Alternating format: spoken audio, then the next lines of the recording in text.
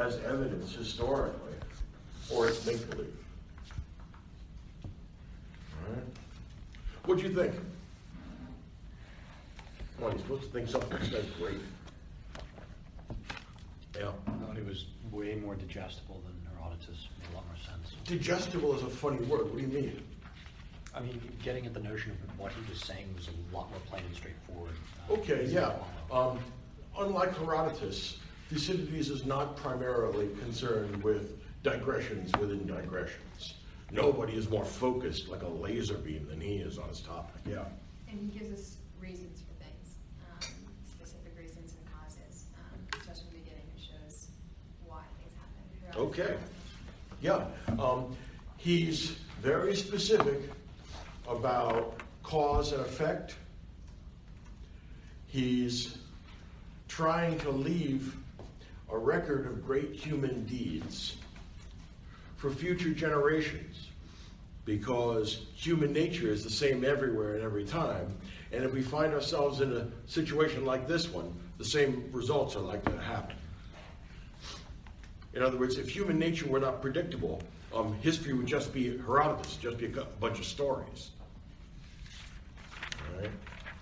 So this is the social science that is derived from physics 2.0. And remember when I told you that the advent of a scientific revolution always entails a corresponding change in human beings' self-understanding? Well, when you go from a mythological, poetic account of nature to a scientific account of nature that we got with Thales and Anaximenes, Empedocles, Democritus, all those physicists, that's going to mean that you're going to change the way you look at human life. And you're going to ask new questions, and you're going to count new things as answers. All right? Now, this is just one of the cultural aftershocks of the first scientific revolution. Next week, when we do the Oresteia, we'll see artistic aftershocks of something quite similar. Okay? So yeah, Thucydides is Mr. Practicality. Don't pull his leg about any kind of mumbo-jumbo where Zeus comes in and straightens everything out. This doesn't happen here. He doesn't want to hear about omens or prophecies or ancient mystical stories. He just wants the facts. The facts as they appear to human beings. He doesn't want the God's eye view. He doesn't believe in the gods. I mean, he believes in them as a sociological fact, but not as a theological fact. Does it surprise you that Thucydides was educated by sophists? Nay, nay. The speeches that he has in there, the beautiful antitheses, where one side takes one side, the other side takes the other, and they go back and forth. This is essentially what you get out of sophistical training. They teach you how to make the worse argument appear the better. And they teach you how to, this is actually what happens in law school. Any of you thinking of going to law school? Okay, well here's the deal. When you go to law school, what they're going to do is teach you how to make the best argument for both sides in a situation. In other words, you're supposed to be perfectly capable of popping from one side to the other, from prosecution to defense, and know how to make the appropriate argument, the best possible argument that you can make for this side. All right? The sophists weren't concerned with the question of who's guilty and who's innocent. There's only who's paying their fee and how can we get them what they want. Okay? So Thucydides is a tough-minded realist. God willing, if we're all around for next fall, you will read Hobbes. And Hobbes, the first book Hobbes ever wrote was a translation of Thucydides into English. Now, it makes perfectly good sense. If you know what Hobbes is like, He's the guy who thinks that absolutism is great, and without it, life is poor, solitary, nasty, brutish, and short. Well, he picks that right up from Thucydides. And he says, look, England's in the midst of a civil war. What you all have to read is my English translation of Thucydides, and then shut up. Impose some peace on this. Stop telling me that Jesus really likes your side. I don't want to hear any more about this crap. Big fish eat little fish. And I'm calling on the big fish to eat all the little fish now so we can get back to a state of peace. I don't care who wins. So Hobbes is also a political realist, which means that politics is about power, not about morality. All right, what else do you notice? Yeah. I thought it was kind of surprising, and maybe I'm just not as familiar with the sophists, but given that he was trained by sophists, I was surprised how much he cares about getting the right story and the truest one, rather than, like, you can tell a tall tale that will still get your point across. Right. But he cares so much about. Well, here's the deal. Thucydides says that facts matter. Facts are what the book is about. All right. The most important facts that have the greatest implication for our understanding of human nature and human society. On the other hand, although a wise man will have the facts, he will also have the capacity to bamboozle the uneducated hearer into going whichever way he wants. But for those that are in the know, facts are absolutely indispensable. All right. Remember that the sophists told you what Thrasymachus told you: justice is the advantage of the stronger. All right. Well, in order to get that advantage, you have to know what the circumstances are, and you have to know what you're trying to accomplish.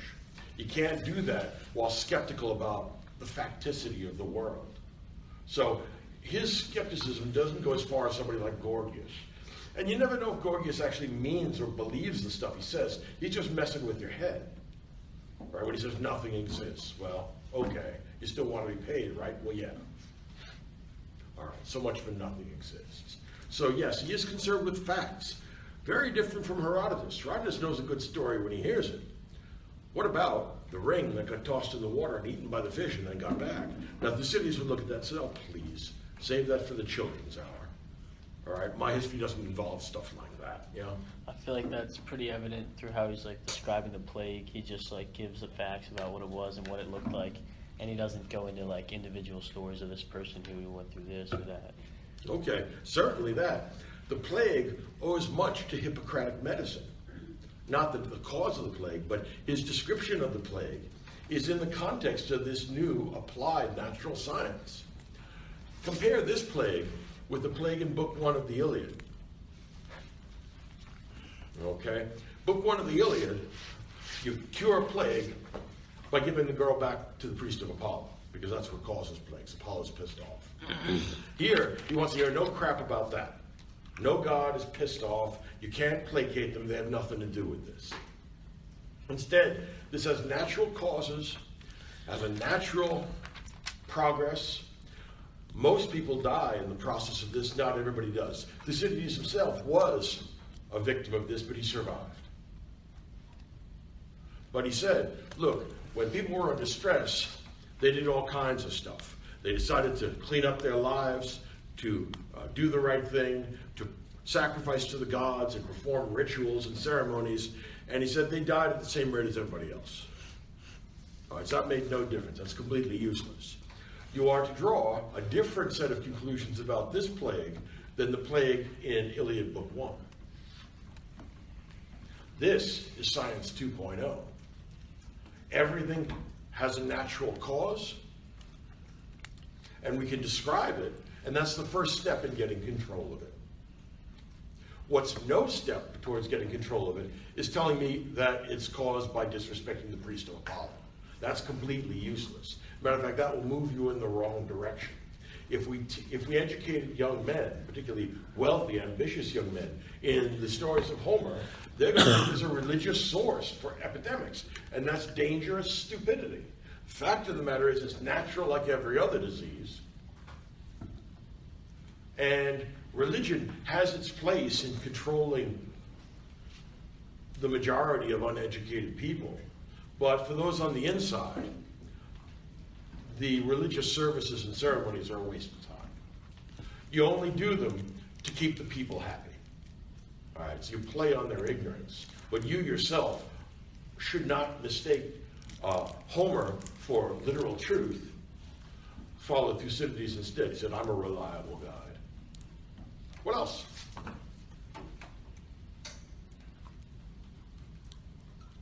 Yeah. More about the plague, I find it interesting how he also points out how people stopped, like citizens of Athens also stopped observing religious customs because they stopped performing burial ceremonies and just threw bodies into piles and lit them on fire. Okay, that's really important. The fragility and evanescence of political order is one of the main themes of the book. It's a hell of a great achievement to construct something like Athens. Any substantial political order.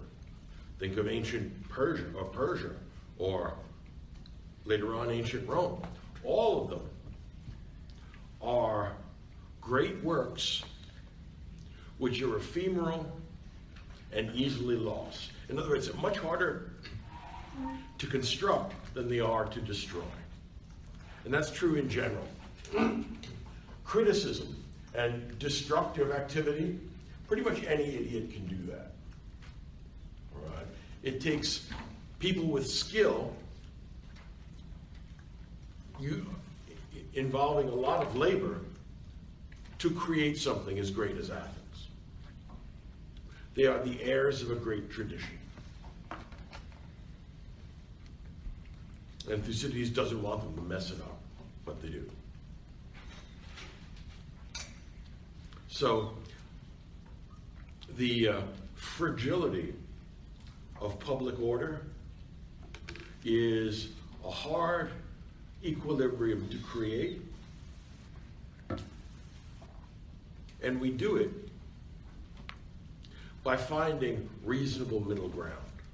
When you can't find that anymore, the entire political order is in danger. All right. What else? Yeah.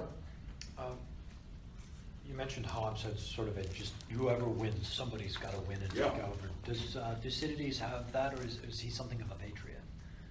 Oh, he is a patriot, but he was a noble Athenian who was raised to the status of general, and then he was sacked and had his position taken from him after a naval battle in which they failed to save the soldiers that had been cast into the sea.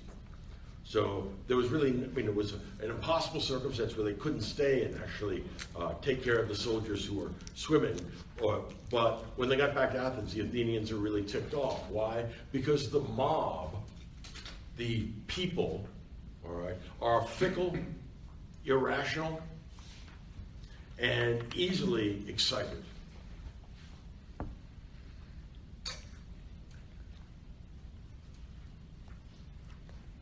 So the fact that Athens is the world's first democracy, granted that democracy has many limitations compared to our understanding of democracy, it's the first democracy, and Thucydides is concerned with public opinion, because in a democracy that counts for a lot. Whoever can sway the people to his side will gain power. The problem is, there's a disjunction between the people that are persuasive and the people who know what's going on. Wait until we get to Alcibiades. He's my personal favorite. What a piece of work that guy is. In some ways, Alcibiades is the natural outcome of sophistic teaching. He's not a team player. He's out for number one. And he, of course, is a master of oratory, so he gets the crowd behind him. And as a result of being persuaded by Alcibiades, that's what causes the destruction of Athens, ultimately. So this is a story about hubris. And you'll find, because we're doing the Oresteia next week, that hubris is a main concern of the Greeks. Remember that the myth which expresses the Greek attitude towards life, or what you might call the stance towards being, they want to push the envelope. They want to be heroic. They want to steal the fire of the gods. Prometheus is the ideal Greek. Now the problem is, stealing the fire of the gods is a dodgy prospect. Human beings are not gods, but if they're Greek human beings, they want to be. And it's the idea of displacing the gods and becoming more than human that animates Greek culture. In other words, whatever the boundaries are, they're going to go past them, thinking, my, this is really great. But unfortunately, it turns out that even heroic people make mistakes. As a matter of fact, not only do they make mistakes, but they make bigger mistakes than most on account of their hubris, and that leads to destruction. One way of thinking about it is that Athens is the place that invented tragedy, and life imitates art. If you've seen enough tragedies for long enough of superior people doing superior stuff and then totally messing up their lives in a way that can't be fixed, this is part of why Plato in the Republic is so interested in censoring the poets. He said, look, if you raise young people on Homer and on tragedy, well, something like Oedipus, where he kills his father and has sex with his mother and has a number of children that are incestuous, that's a really messed up idea, and it's also not suitable for children. The hell's the matter with you? Or think of Medea when we get to Euripides. Medea, crazy, witchy Medea, murders both of her children to get back at her husband because she's pissed off at him. Well, okay, the Greeks or the Athenians saw this as fun for the whole family, which it is not. So Plato looks at this and says, well, I have a number of points to make about you. I have the world's longest list of problems with Athens, but let's get to the number one. All your problems came because you were miseducated, which is worse than being merely ignorant. Ignorance is easy to fix. Miseducation is twice as hard to modify as ignorance, because then you have to unlearn what you already learned, which was wrong, and then you have to learn something new. Think of the Meno with Meno and the slave boy. Okay. So, education is job number one in politics. It is the single most important issue. And Thucydides is trying to contribute to the education of future shot callers on their way to political power. If you fail to read Thucydides, you do so at your own peril. Thucydides thinks, look, human nature is the same everywhere and all the time. Sooner or later, you're going to get up in a situation like this, and the results are going to be the same. In other words, he's taking history as the empirical fountain, the empirical source of any possible social science, which it is. Any social science which is not based upon historical fact is literature. It's poetry. So Thucydides is tethering us to the facts. Yeah. Someone going to present this? Yes. Who has Thucydides? Ah, good. You got a lucky one. You got a good choice. Thucydides is great. You'll do a good job.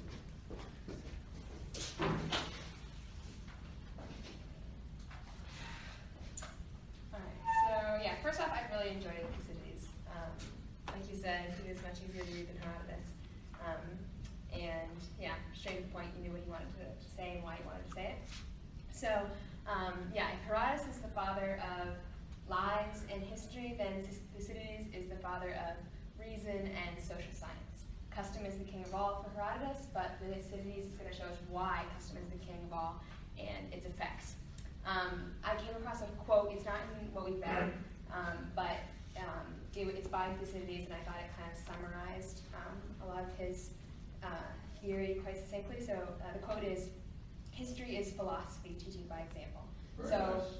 he's right on schedule, and he comes in perfect conjunction with the scientific revolution. Man has begun to discover that there are scientific laws that govern nature, and so now he's going to see that there are human laws that govern the social world. So Thucydides is right on schedule. The product is History 1.0, and he's 2.0. So there's a couple major themes that I want to touch on, and then I'm going to give examples of each of them. So the first is Thucydides as the social scientist. So for me, or one of the examples I most enjoyed in this realm was in the plague. He was talking about how the people who got the plague, the worst thing for them to do if they got the plague was despair of death and to be entirely frightened of dying. And he said that completely took away their power of resistance in actually fighting the plague. And then the best remedy for people, or the best remedy for people who had the plague was having someone nurse them who had already survived it. So there was kind of like hope for them because the person nursing them had actually survived. So this was kind of like psychology, social science, or like the first we kind of get at this. Like Herodotus just really give us examples of this in his work. So I thought that was really cool. And then also he speaks of the societal effects of the plague, the lawlessness, the gluttony. People are seeking small pleasures because that's the only thing they can get out of life. Death is reigning. So he's showing us that morality and religion they're based in human nature. So with the plague, when human nature is attacked by the plague, they're going to throw out morality and throw out religion. So it's a cause and effect relationship. And the same with the Corcyraean revolution, or when they have that confusion with Corinth, and then he talks about how the Corcyraeans go back to their city and it's just complete chaos, and he tells us the effects of war on mankind and how everything is flipped upside down now. Vice is virtue, courage is just boldness and rashness, political relations come before family. So he's showing us how morality is affected by war. But in the end, he says that he has this last line at the end where he says, the blunter wits are going to be more successful because they prepare for their weaknesses, while people who are arrogant are going to actually fall. So he tells us the effects, the cause and effect between lawlessness and war, but he says that in the end, the people with hubris are going to fall because they don't prepare. So I thought that was interesting. Also, I think one of his most important social science insights is the reason why the Peloponnesian War started, because Sparta, basically it's really simple that Sparta saw that Athens was rising in power and they didn't like that. And it makes total sense because what we know based on Sparta as a military people and the fact that, they see that Athens rises in power, they're not going to be happy. So, so Thucydides just says it straight and there's not much arguing with him. So the second theme I want to touch on is history as a guide for the future. So he says that he admits this in history. His history will not be a romantic one, but hopefully it's going to be a possession for all time and an aid to the understanding of the future, which in the course of human things must resemble it if it does not reflect it.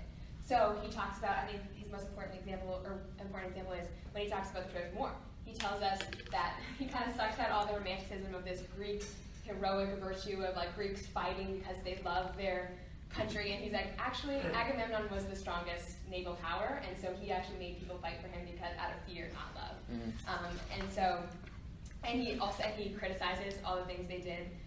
Says that they weren't strong enough in their siege, so the war lasted way too long. They could have won more quickly. They didn't have enough supplies, and they didn't fight as a united force because a lot of their a lot of the different groups of people would go out and pirate instead of actually staying and sieging the city. So, so he's looking back at history and being like, look, this is what they did wrong, so let's look to the future and not do it again. And then he also says, he talks about how at the beginning, I think it's in the first book around paragraph 6, Athens and Sparta are like basically the originators of custom and tradition. So like before that, the Greeks had no unity and they didn't even have a common name, which we see from Homer. And so he shows us how, yeah, because of their skill, because of their intelligence, they're the founders of custom. And I think this is a really important point because he's saying that this is the reason why the war is so important. He's saying, look, Athens and Sparta are where we come from. And if they're butting heads and they're fighting, where are we going? So I think that's a call to the reader to be like, this is the reason why the wars are so important because they're our founders. So what's going to happen if they're fighting? So another theme is the rise of reason over superstition and religion, science over poetry and legend. I think the best example of this is in the debate between the Athenians and the Milesians, Melians. Basically, Athens' argument is that, look, they're using empirical reason. They're like, look, our forces are stronger. We are stronger. You are going to lose. It's inevitable. Like, just submit already.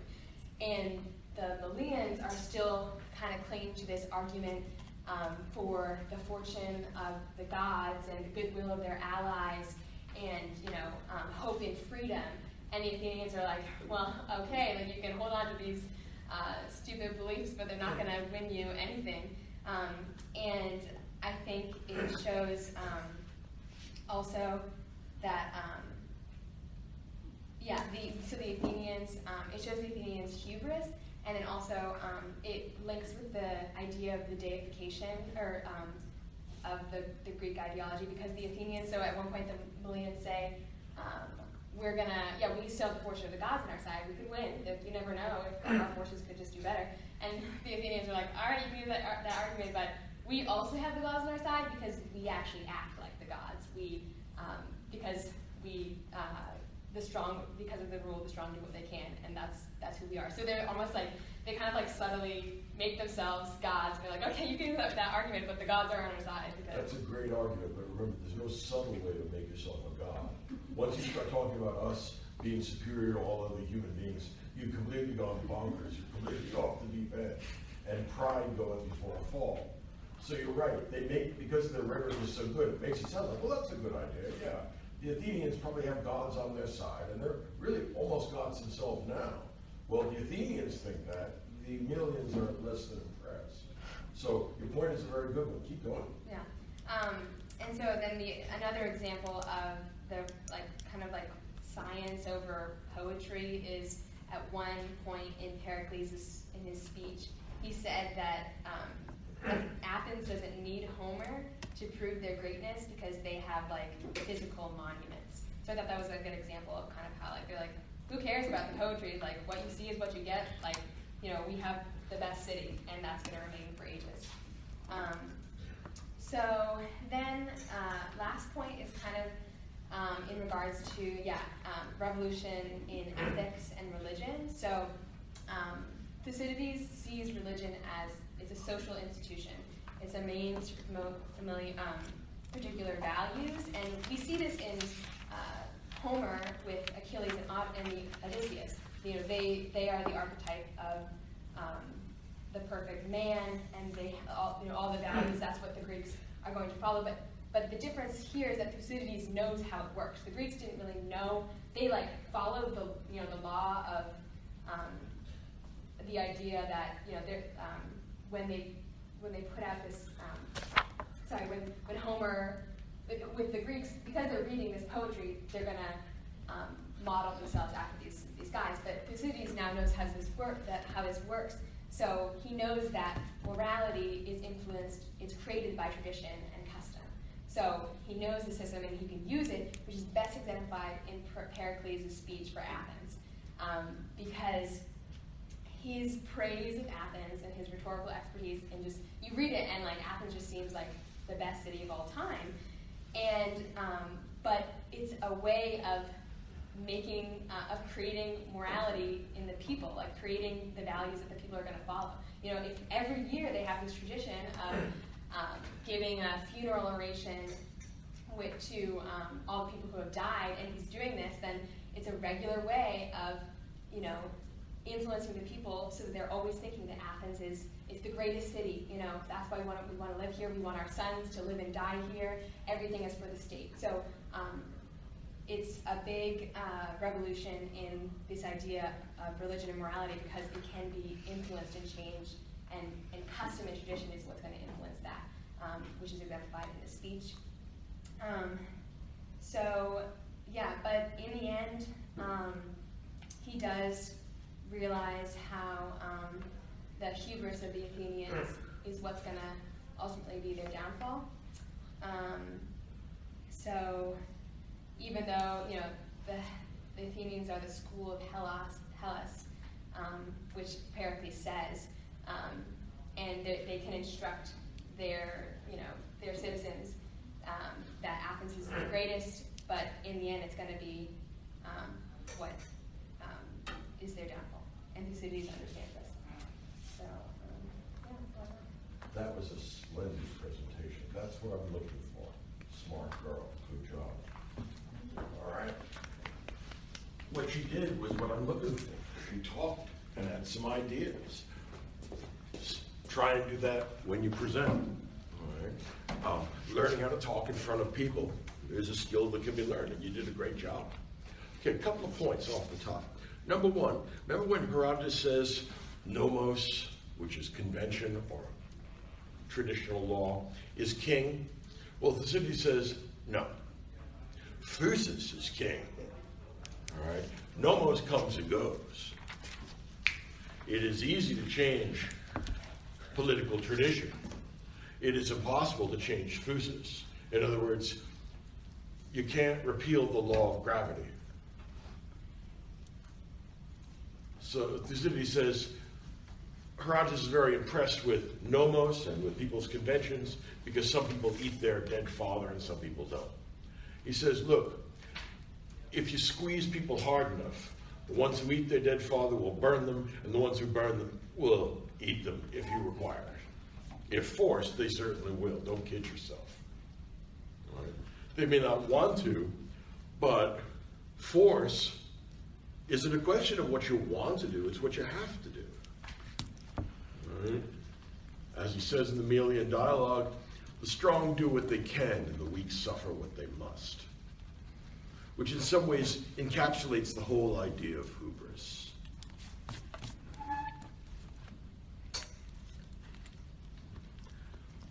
Thucydides thinks it's wise to be on the most powerful side, and there's much to be said for that idea. Now, I have to give you some background so you understand what a mess leads up to the Peloponnesian War. Okay, we got about a generation or two, you know, depending on, about 50 years between the beginning of the Peloponnesian War and the end of the Persian Wars, right, in 480. Okay. At that time, Sparta is the main land power. Their armored hoplite phalanxes are, if not unbeatable, they're very close. I mean, these guys are tough as nails, and they prove themselves at Thermopylae, you know, where they did their hair because they knew they were going to die. If you can't run away, and you've been trained all your life in nothing but war, you'd be surprised how effective that is in making warriors supremely powerful on the battlefield. I mean, there's no backing up for them. On the other hand, the Athenians are not primarily a land power. They are a naval power. They are good at navigation and trade, and the port part of the city, the Piraeus, is a kind of, something like an oriental bazaar where you can buy anything from anywhere. It's an entrepot where people buy and sell and trade, but at least as important in the trade of goods is the commerce of ideas. you bring in all kinds of ideas from all kinds of places. Religious, poetic myths,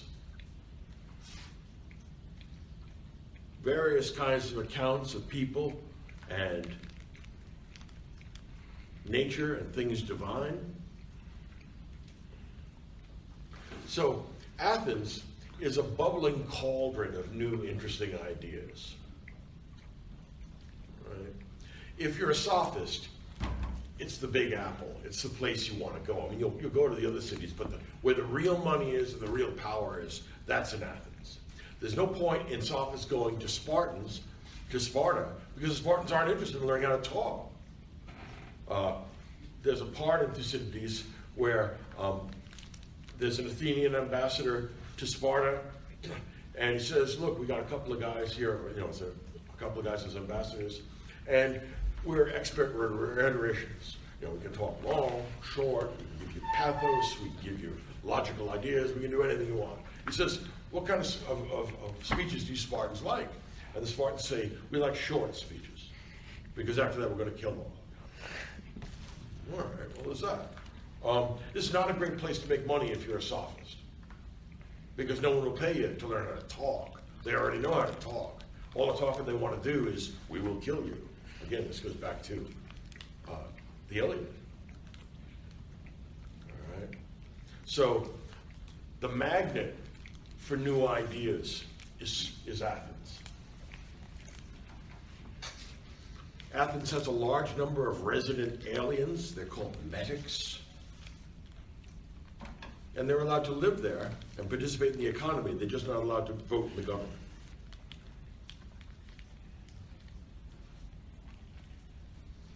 And the sophists find Athens the most lucrative place to teach, because there are lots of wealthy families with ambitious young men that want to learn arete. They want to learn virtue. What counts as human virtue or human excellence is going to turn out to be controversial.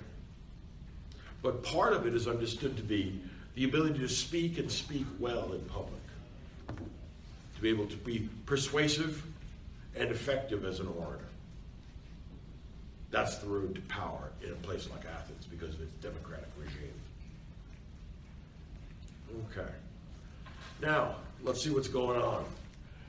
After 480, the Battle of Salamis decisively stops the Persian expansion. They go back and find some places that are easier to invade. All right. And the Athenian victory made them preeminent as a naval power. It comes naturally to a culture that's organized around navigation and commerce. If they're going to protect that, they're going to need military forces on the water. Okay, so Athens is the leading naval power, and after the war, after 480, there's no telling whether the Persians are going to come back or not. So the Athenians and the other Greeks decide they want to stay on the ready. Why? Because if you get caught unprepared against something like the Persians, you could easily lose everything. All right? So they form what's called the Delian League. There's an island in Ionia between Greece and Turkey. It's called Delos. It's a sacred island to Apollo. And what they all do is the Athenians and all the little island communities, and some of them are not so little, some of them are actually pretty big. Think of Crete, right? The island communities between Turkey and Greece all decide they're going to form a defensive league. They call it the Delian League after Delos. And the deal is this. All the members agree to contribute sailors and ships for a standing naval force, and the contribution will be proportionate to the size of the city.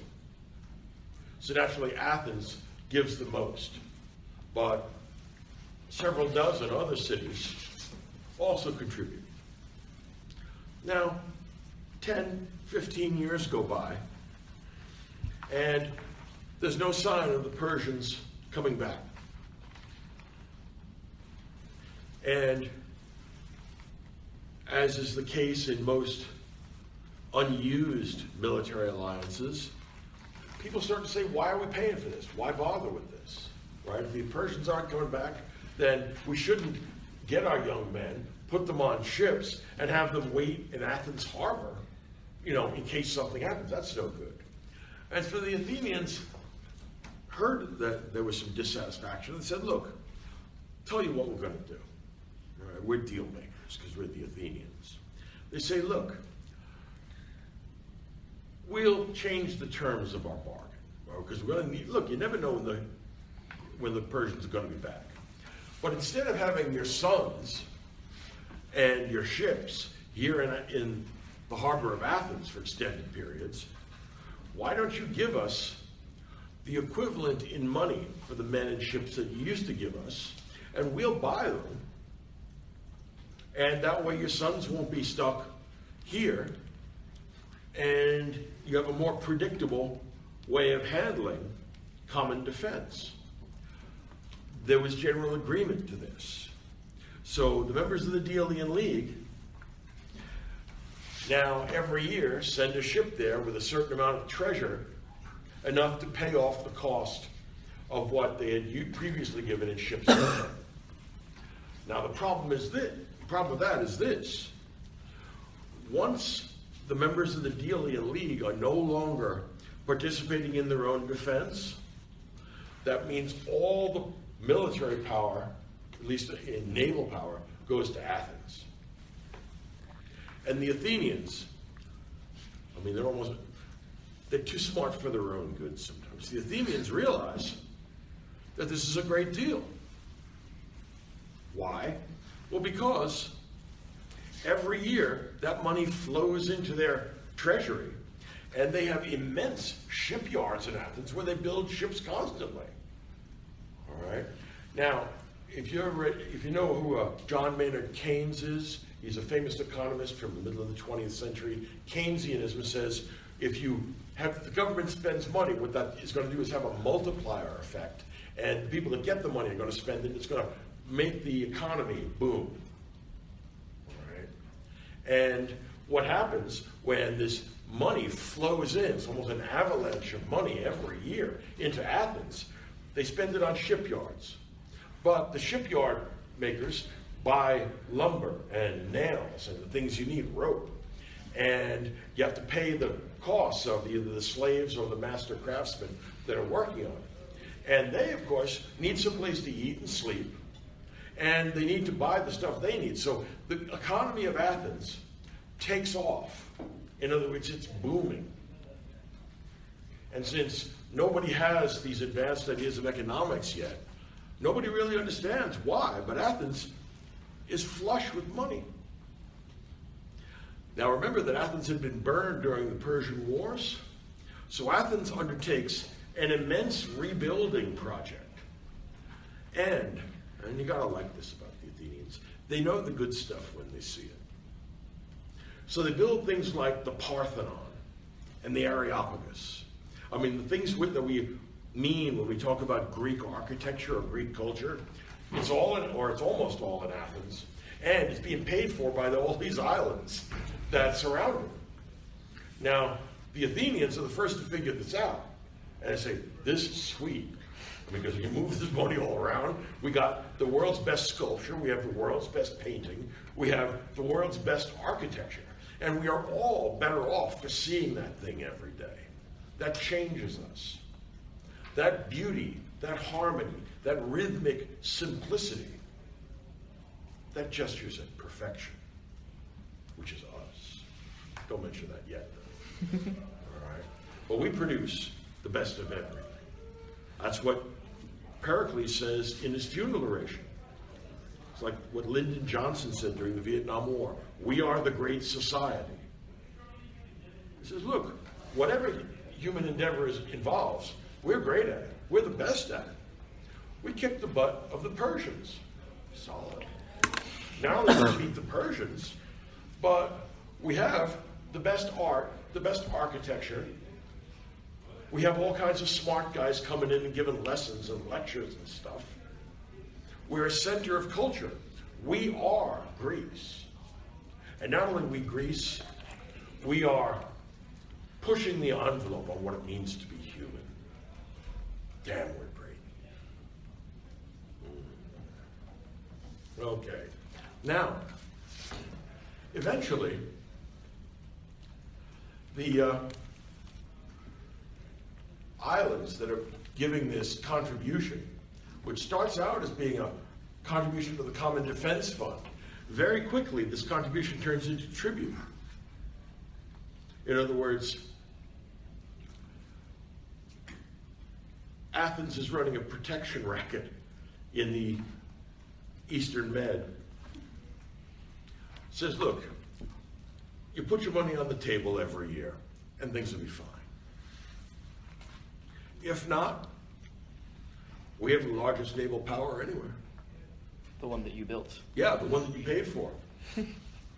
Now, if you stop paying for it, we'll be very unhappy. And if we're unhappy, you're going to be unhappy. So why don't we not have a discussion about whether you like this or not, because we don't care. Instead, why don't we discuss the question of you had best pay this if you value your lives. How you like me now? So this turns into a protection racket. Now, all the little island nations between Greece and Turkey are now paying off Athens to protect them. And oh, they are getting protected. You notice that there are no Persian naval excursions during this time? Well, you could say that that's a tribute to how great the Athenian protection was. There's also the fact that the Persians weren't interested in the Med or in naval battles or anything like that. They're a land power too. But the Athenians say, look, we keep the peace. Pay up. Now, during the war, the unfortunate island of Milos is going to decide to make a point of honor about this political tribute. Yeah. How did they stay neutral then if they technically were on like Athens' side? No, they're all on Athens' side. When you say that you're neutral, it means you're no longer on Athens' side, which means Athens is going to send in a fleet of men, and they're going to wipe you out. Okay. So they say, well, can't we be neutral? Can't we be friends with everybody? And the Athenians say, no. Well, why not? I mean, we like you, we like the Spartans, we like everybody. Yeah, well, we don't like them. And you're going to continue to pay, or you're going to regret it, yeah.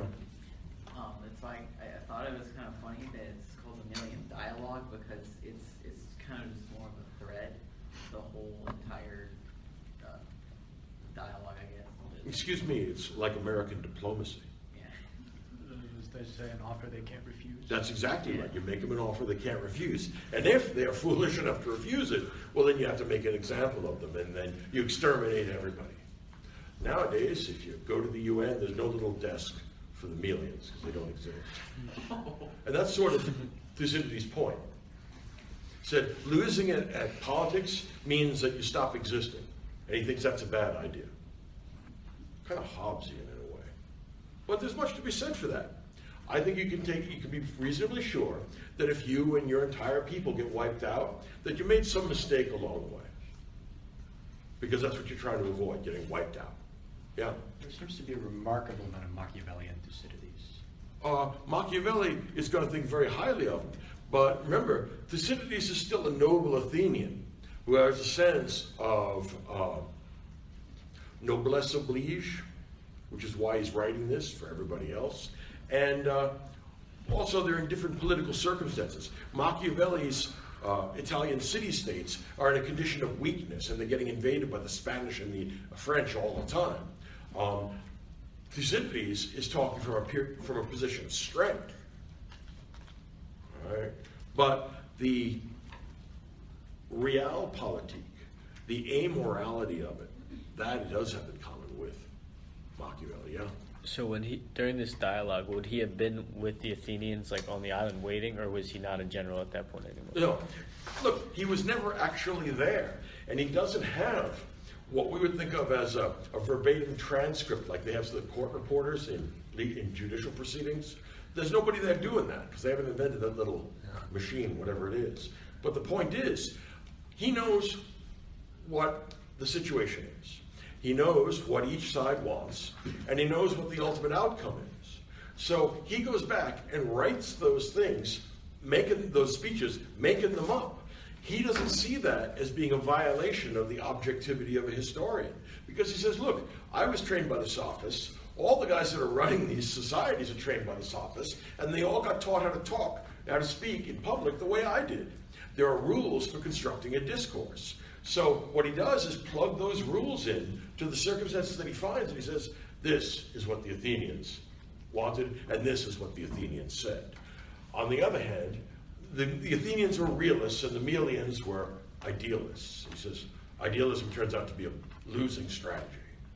All right? So all the speeches in here, almost all of them, he wasn't there for.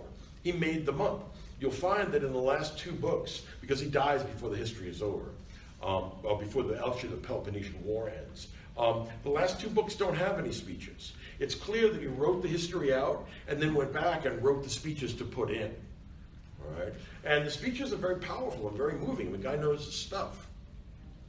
Okay? He doesn't, I mean, a historian nowadays could never do a thing like that because our standards of evidence are much higher. But he's saying, look, we all know the same art of rhetoric. We all know what each side wants, and we all know what came out of it. So we know whose argument has to be the better, or whose argument has to be accepted, because we know the consequence. Plug and chug. All right? Okay. Now back to the Delian League. So now, for about almost half a century, the Athenians are running this shakedown, and they're getting filthy rich, and they have an enormous navy and a pretty respectable army. And they are clearly in the ascendancy. They are becoming more powerful with every passing day. Now, the Spartans see this, and it makes the Spartans nervous. They go back many centuries, and they have a militaristic tradition. And they say, look, we're safe because we have the best army. No one matches swords with us because we wipe them out. On the other hand, these Athenians, they're tough. They prove themselves tough in the battle against the Persians. They have good leadership and good soldiers. And they have something we don't have, which is ships and a good navy. So the Spartans are worried. They see the rise of Athens as threatening to eclipse their status. And they know that Athens is increasing in power much more quickly than Sparta is. And Thucydides says, this is the real cause of the Peloponnesian War. I mean, they gave some excuses about Corinth and broken trees and stuff like that. He says, look, none of that is the real cause. Or as Machiavelli said, it's a great line, if you want to start a war, you can always find a reason, which is something worth thinking about. All right? I mean, if you want a war, you just make yourself super sensitive, where something that you could have afforded to ignore, you decide turns into a cause of war. We're declaring war because you did that. Okay. It's not the real reason. The real reason is power politics. The Spartans see this new upstart as a dangerous rival. It is actually a rational thing for the Spartans to do, I would say. To say, look, we got to draw a line in the sand. We have to thwart the expansion of Athenian power. And it's reasonable to do it now as opposed to later because they're going to be even more powerful later. So now is the best time. So they send an ultimatum to the Athenians, and the Athenians say no. Thus begins the war. Yeah. Did they send an ultimatum as if they were the upper hand, or did they say like a straight like peace kind of a line? Oh, no, they said, look, we object to the way you treated the Corinthians. Withdraw your troops from there, and we won't invade you. And look, that's no small threat from the Spartans. I mean, if you can avoid it, you really don't want to mess with the Spartans. But Pericles, the great leader, knows how to handle the Spartans. He says, look, the problem with the Spartans is that they're one-trick ponies. On the ground, nobody messes with them. So the first thing we're going to do is put a big wall around Athens. And we're going to cut off, and we're going to leave it open to the sea. So when the Spartans come here, they're going to have to march from their own home. When they lay siege to us, the problem is we can come and go as we want. And we just man the walls, and there's nothing they can do about it. And what we do is, to really help the Spartans understand the situation, is we put together a flotilla of a third or a quarter of our ships, and we send them to Sparta to invade, which flips the Spartans out. Once they realize that the Athenians are attacking the homeland, they pack up and go back to Athens. They do this year after year during the Peloponnesian War. The Spartans come in and the Athenians run around them. And because water travel is so much faster than land travel, they get to and from much quicker. So the problem is now that the Athenians have a mobility advantage as well as a money advantage. Okay.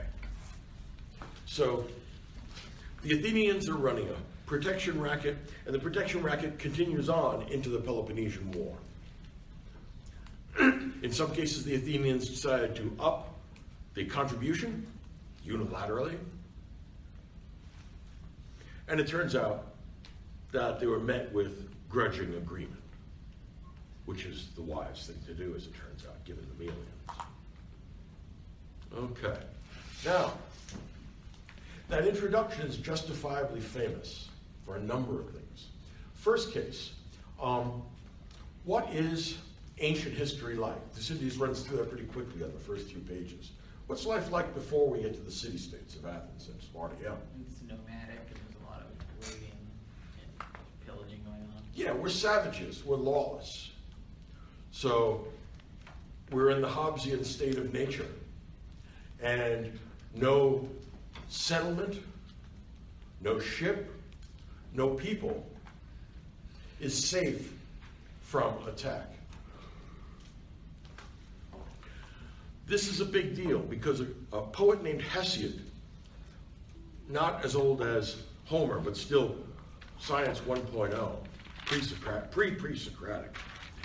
Hesiod talks about a lost golden age, which turned into a silver age, which turned into a bronze and iron age, and now we're in this depraved, decadent age. In other words, we're not what our great-great-great-grandfathers were, because they were really great. They lived in a golden age, and they were golden men. Thucydides says, that's a lot of crap. Thucydides said, no, our ancestors, instead of being golden men, lived like feral animals.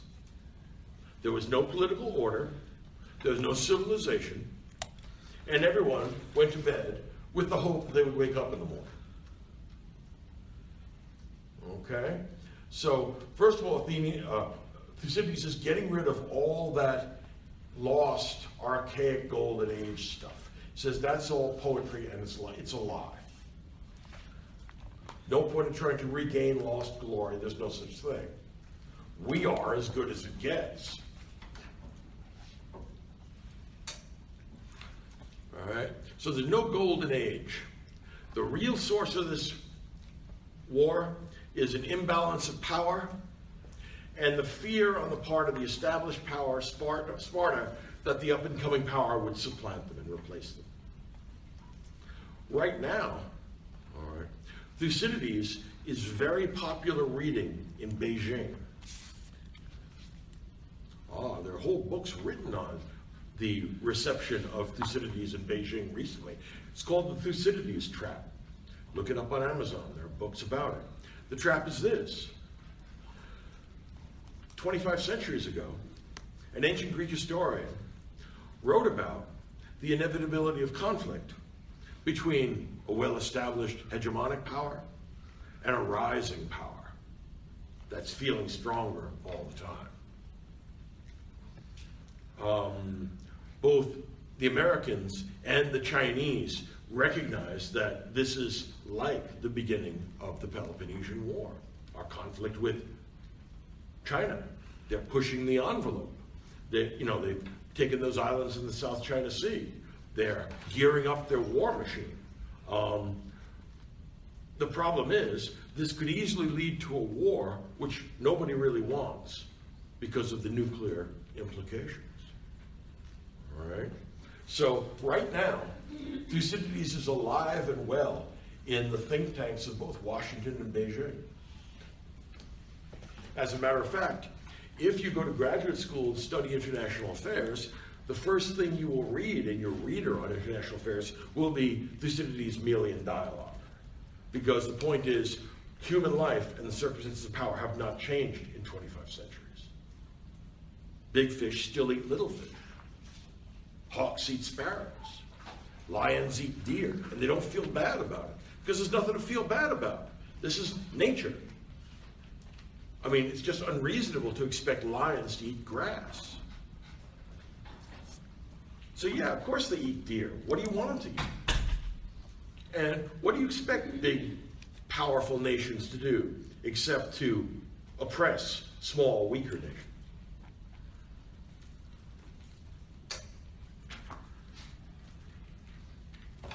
This is why almost all of the governments surrounding China have close ties with the Americans. And this is also why Latin America is developing increasingly close ties to China. Because in Honduras or in Argentina, they're a lot more afraid of the Americans than they are of the Chinese. So they work out deals with China, economic connections, things like that. All right. On the other hand, Thailand really loves America, which you would too if you had the world's largest population on your doorstep, ready to roll in if it ever becomes necessary. All right. The Koreans, understandably, are paranoid. Hell, North Korea is paranoid of everybody. All right. But power politics works the same pretty much regardless of the age in which it happens. There are many similarities here. Okay, so we got the Thucydides trap, and we're trying not to fall into it currently. And the Chinese are even more nervous because it's the smart, culturally superior upstart nation that destroys itself. That really makes the Chinese worry, because they regard themselves as culturally superior to Americans who are barbarous. All right? And they're very worried about the possibility of defeating themselves. So both sides are angling to avoid a war that looks more and more probable.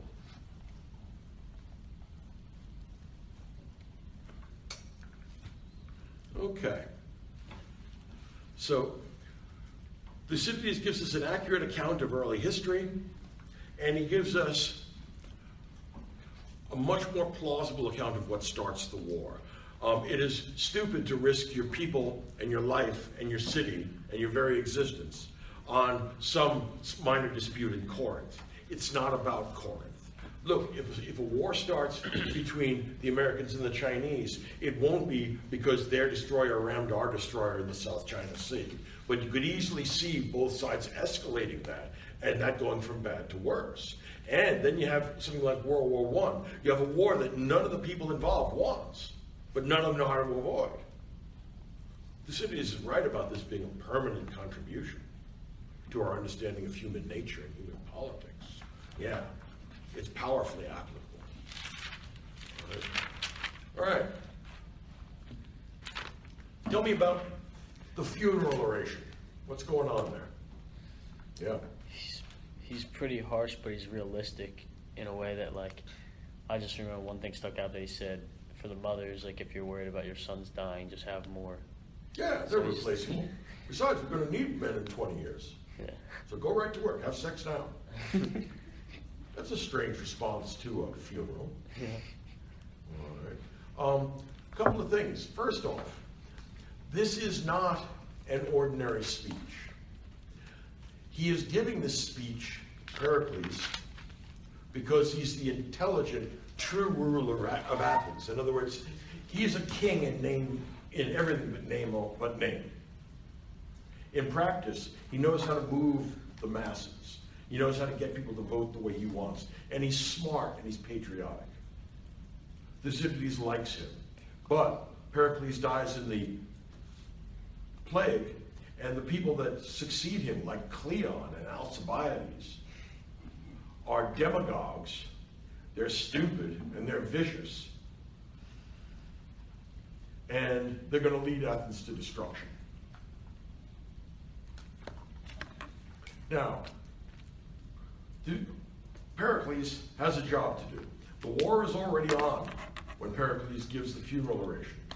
And the Spartans more than hold their own in land battles. In other words, if you're going to fight phalanx to phalanx against the Spartans, you can expect casualties. Now, that's actually what has happened. And a whole bunch of bodies of young men, young Athenians, who fought as hoplites, which meant that they were wealthy enough to buy the gear you need. So in other words, they're from influential families. And we have a big collection of dead bodies in front of us. All right. This is a crucial time for Athens because the mob, or the voters, the people, might get it into their head that we should stop this because, you know, people's sons are dying. This is an awful thing. So Pericles is going to try and give the Athenians good patriotic reasons why these young men did not die in vain. The best analog to this in American history is Lincoln's Gettysburg Address. Remember, Lincoln is standing over a field with 16,000 dead men on it. And he gives a very short 70-word speech. But what he has to do is say, these young men did not die in vain. They died for an idea. The good society, the best society. In Athens, well, we are a democracy, we are cultured, we are rich, we are powerful. We have everything going for us. We are Athenians full of hubris. Lincoln was telling the American people, look, I feel the terrible moral weight of 16,000 dead young men in front of me. And it can't help but be oppressive and painful. But we are fighting for a cause. We are fighting for the idea of self-government, of representative government, of human freedom. And this is worth fighting for, and it's worth dying for. That's what Pericles is trying to persuade the Athenian audience of. That you're dying for the great city of Athens. And look, everybody dies sooner or later anyway. If you manage to die for something worthwhile, for something worth sacrificing for, then you have died well. You have not died in vain. So, he persuades the Athenians that the sacrifice of these young men is worth it. And it's a beautiful, powerful speech. I wonder how much of it is actually true. In other words, he flatters the Athenians by telling them, look, the reason why Athens is worth fighting for, whereas nobody in their right mind would fight for Corinth, is because Athens is the greatest possible society. We are tough guys, and we're at least as tough as the Spartans, man to man. But we don't spend all our time beating each other up, preparing for war. We have culture. We have poetry. We have drama. We have both comedy and tragedy. We have lyric poetry. We have the crazy ramblings of Herodotus. All right? We have all kinds of great stuff. Look at the Parthenon. By comparison, Sparta is a provincial village. Look at our statues. Our statues are superior to any others. Our art, because they had painting then, but we don't have, that didn't last, so we don't have much of a tradition of that. We have painting, we have drama, we have poetry, we have history. God knows, we have philosophy. Because Socrates is around, walking around asking people questions. And he said, look, we have done better than any other culture ever has done. If anything in this world is worth living and dying for, it's Athens. So he is flattering the Athenians prodigiously. Athenians don't just mourn their sons. They quickly have sex to provide us with cannon fodder 20 years down the road. Go right to work, ladies and gentlemen. But we need those boys. And it may take 20 years, but we will do it. Any sacrifice is worth it to defeat the enemies of Athens. In that respect, he sounds like FDR talking about the Nazis. Okay. This speech idealizes Athens. In other words, remember when I talked about those Kouros boys, those perfect human specimens with no scars and no malformations, perfect idealized human forms. And they're all essentially the same statue again and again and again and again. They all have the right foot out. They all have the hands like this. It's an idealization of the human form. That's one of the things that the Athenians are good at. Their sculpture is an ideal of the human form, not just the Kouros boys. And their epic poetry is an idealization of the best kind of man, granted a primitive idealization. But what they're looking at, what's the very best? And the Athenians want the very best. And they're convinced that they are the very best. Talk to your grandfathers. Their generation defeated the mighty Persian Empire, and we will prevail over the Spartans. Okay, so Pericles is giving something like a 4th of July oration. How great we are, and how wonderful we in particular are compared to all our rivals and enemies. And it's worth sacrificing for Athens, because Athens is worth living and dying for. There was a famous anecdote about an Athenian, because they were all kind of chauvinistic about Athens. They look, Athens is the best place in the world. It's like talking to New Yorkers about New York, if you know any of them. Right? They all think that New York is the center of the universe. Okay. A guy said to this Athenian, you're only famous because you come from Athens, not because you're talented. And he said, look, if I had your talents and I was born where you are, granted, I would never have been anything. But if you had been an Athenian and you had your talents, you still wouldn't have been anything. It's not very rugged. I mean, again, the Athenians are full of hubris. And they're good at pay. Yeah? Yeah, I thought it was kind of ironic at one point when Pericles says, you know, how he's like, we trust in our people, in our individual citizens, more than we trust our system of government. Mm-hmm. But his whole speech is actually the total opposite of that, because he's making the speech because he needs the democratic government to work in favor. That's exactly of them. right. So they don't actually try to trust, like he's controlling the citizens by doing That's a clever girl. That's exactly right. A smart democratic politician knows how to talk the people into things that they don't know they want. In other words, they're actually more like Steve Jobs and Apple. He says, look, I don't want to give people what they want. I want to figure out what they want and then tell them and then sell them a zillion of them, which is in fact what he does. Steve Jobs once said that if Henry Ford had listened to his customers, he would have made faster horses. And he says, that's the wrong way to handle that. I have a new idea to replace the horse. There's a lot to be said for that. Now, the reason why Athens was well governed under Pericles is because he was a smart, able leader. He was honest. He didn't let hubris go to his head, but he knew how to suck up to the boss, which is the Athenian people.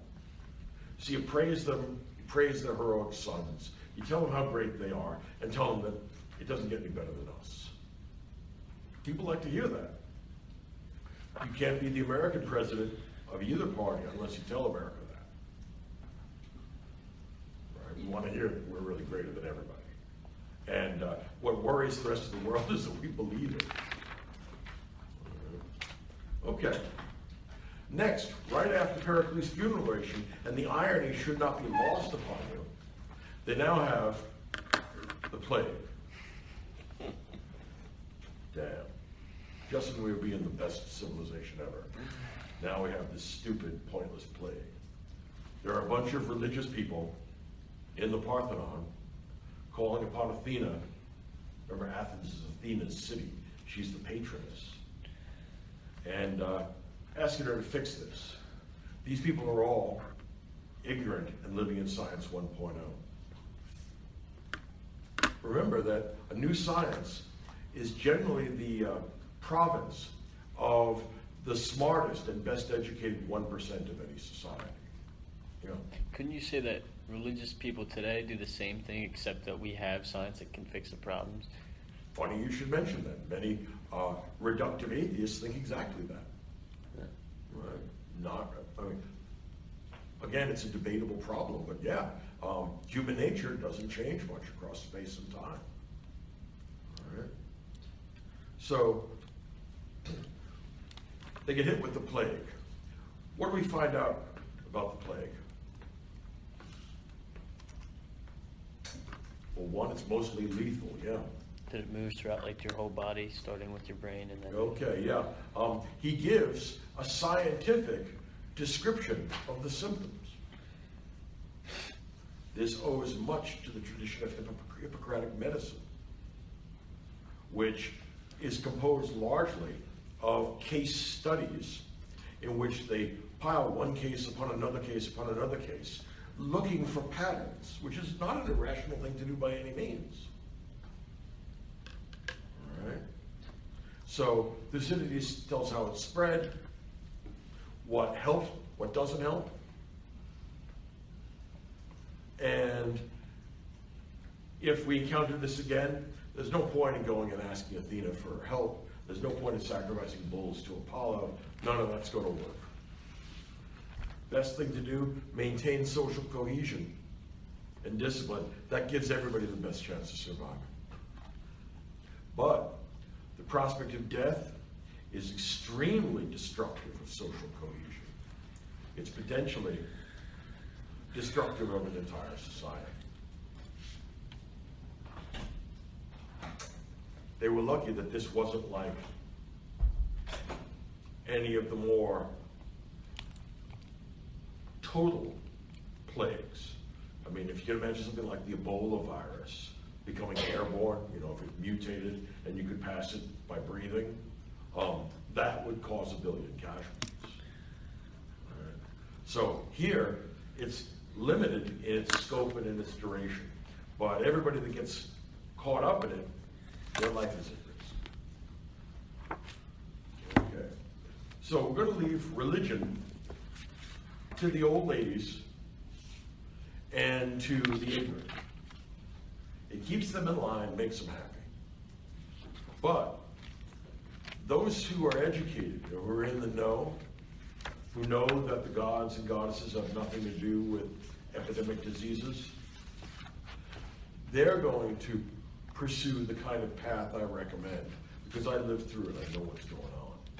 He's writing first-person history, and that's particularly hard to do in an objective way. Almost every first-person history, most of them anyway, are so hugely biased because they're trying to justify their own behavior. Thucydides is much less so. He works very hard at being even-handed. He doesn't represent his enemies as being inferior or evil. They're just different.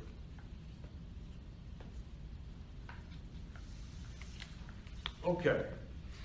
So we have a this-worldly Science 2.0 account of the epidemic, which takes Pericles and now leaves the Athenians in a terrible bind.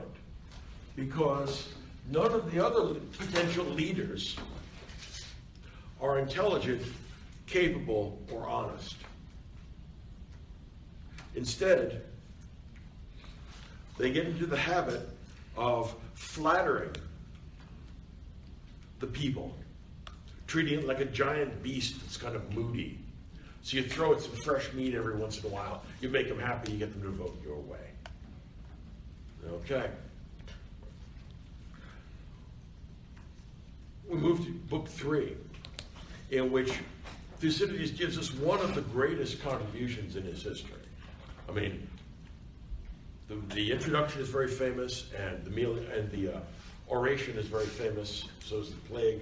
But one of the most famous, and something that very much deserves your attention, is the revolution at Corcyra. All right? The Corcyrans are having a civil war. And civil war is the worst thing that can happen to a society. Why? Because your neighbors will cut your throat. And their neighbors will cut theirs. And what we have is what game theorists call a negative-sum game where everybody loses. In other words, a properly functioning society where everyone accepts the mores and accepts the laws of that society, that's actually beneficial to everybody. All right? Because at least you have security, you have your life. You don't have that in the case of civil war. That means that all bets are off, there's no right and wrong, and everyone is only as secure as his own spear and sword. Civilization comes to a halt, and we are thrown back into barbarism. Now, what causes this kind of civic breakdown? This is important, all right? Thucydides says, and correctly says, once again, something we learned from Thucydides, that every society, even one apparently peaceful and tranquil and well-governed, every one of them is secretly split between the haves and the have-nots, between the rich and the poor, between the free and the slave, between those who operate the government for their benefit and the benefit of their social class, and those that are frozen out, who are always the majority. This is actually very important to consider, all right? Any functioning society is going to have differential property. The reason why is that even if you gave everybody exactly the same amount of property on day 1, on day 2, some of them will have wasted it, some of them will have thrown it away, some of them will have given up their inheritance for porridge. They do all kinds of stupid stuff, which means on day 2, you're going to have inequality again. And then if you want equality, then on day 3, you're going to have to make everybody equal again. There's no society that can actually keep people equal, either in their property or in their abilities. In other words, we are a social animal. We are also a hierarchical animal. All of our simian cousins, like chimps, have an established social pecking order with an alpha male at top. Okay? So we're social animals, but we're also hierarchical animals. And this inequality is dangerous. The way in which we manage this danger is by showing appreciation and solicitude for the many, the poor, the dispossessed. Think of bread and circuses among the Roman mob. You keep them happy by giving them stuff. And then, if they're happy, they're willing to accept the legal inequality of property, of political power, all kinds of stuff. Okay? So there's a tension in every society between the wealthy and the poor. This is the secret reason why Plato is going to insist on communism for his rulers. The rulers are going to be put on a subsistence wage in the Republic. Which means that we're going to give back to the workers the maximum possible return. So if they ever decide to have a revolution, whoever they put in instead is going to give them less of what they want. It's actually a stroke of genius. What he's done is precociously understood Marx's idea of surplus value, which is what gets extracted from the people that make it. And he said, yeah, I understand surplus value. We're giving the absolute minimum surplus to the rulers. That's going to keep them honest. And that's going to keep the bronze people, who only want to consume stuff anyway, fat and happy. And fat and happy means the rulers get to run things, and everything works like a clockwork. The problem that we're going to see in Corsair is that this split between the poor and the rich goes from bad to worse. Reasonable compromise, middle ground accommodation breaks down. And instead, we get something like, you've seen the mitosis of a cell? 2 sets of chromosomes pulled to opposite parts, and then it divides. Well, the problem is, when it divides, it's the war of all against all. Rich against poor, but then again, if the poor win, then they're going to start killing each other, because that's the way revolutions happen. All right? So the point then is that there is an undetected, undisclosed split in society that no one has a fully satisfactory way of handling. The best way is for the aristoi, the few, to show a prudent and decent regard for the well-being of the less fortunate. In other words, I know this is going to sound strange, but Christian charity is deeply conservative. One of the reasons why we have the particular problems we do now currently in politics is that income inequality in the United States has enormously skyrocketed over the last 30 years. And there are people, particularly the white, blue-collar working class in the Rust Belt, that have been left out of this, and they're having real difficulties. And the result is a revolt against elites. All right? So in other words, Donald Trump is actually the fault of the shot callers in both parties.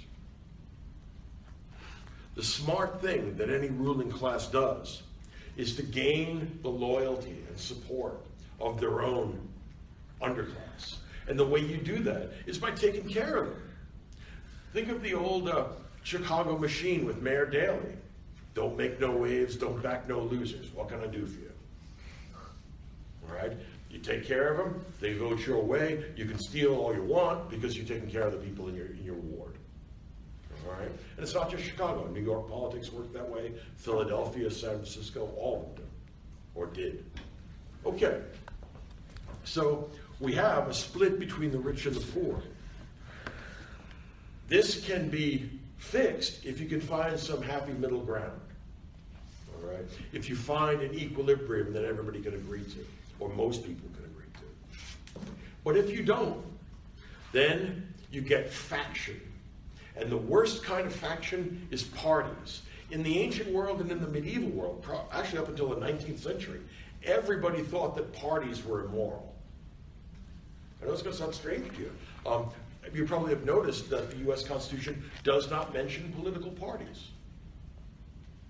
That's actually important because just about the first thing they did within 10 years of starting the country, they had political parties.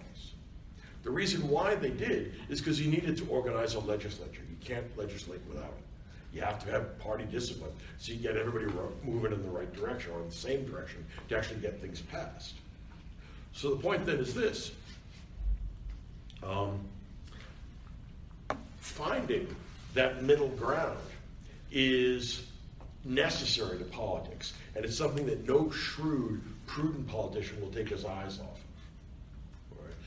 The funeral oration is a good example of saying, look, it's not just rich people that died here. Poor men's sons died too, and you're all part of this great thing.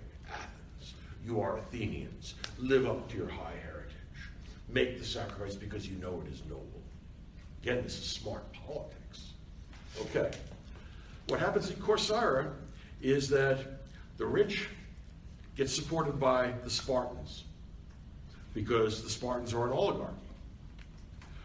The poor get supported by the Athenians. Why? Well, because they're not the Spartans are supporting the other side, but also the poor like the idea of democracy because they get to tailor the government to themselves. And so the Spartans send troops and arms to help the oligarchs control the city. But then, of course, as proxy wars always do, because this is actually a war between Athens and Sparta using these others as their placeholders, as their tokens. So the Athenians help the poor people. They rally them, they bring them troops, they bring them arms, and they help them beat back the rich folks. But then they go home too.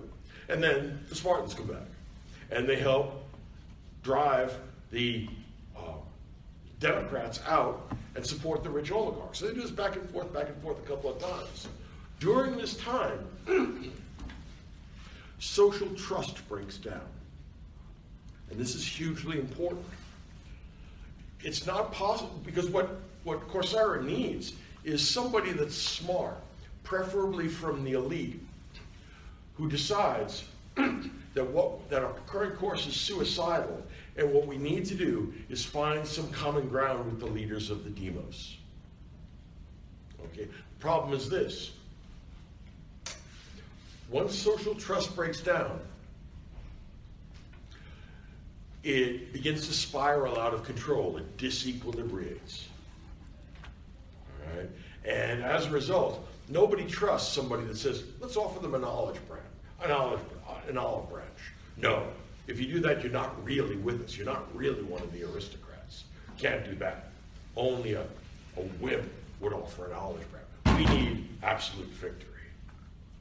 And there are no doubt some of the more prudent among the people who say, look, you know, we have a really nice city here, and we're in the process of destroying it and destroying each other. And we actually don't gain from that. We lose from that, which is true.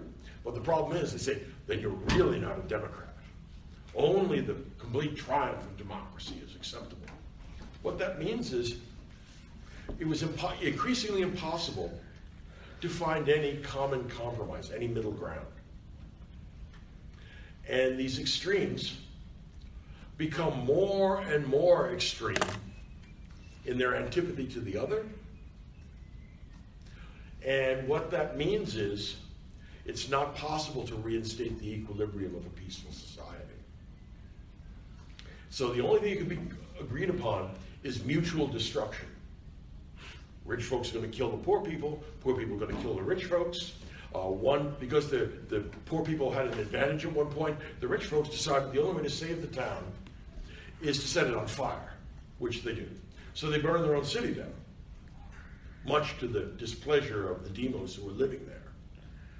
But on the other hand, the demos gets back and kills a bunch of the aristocrats.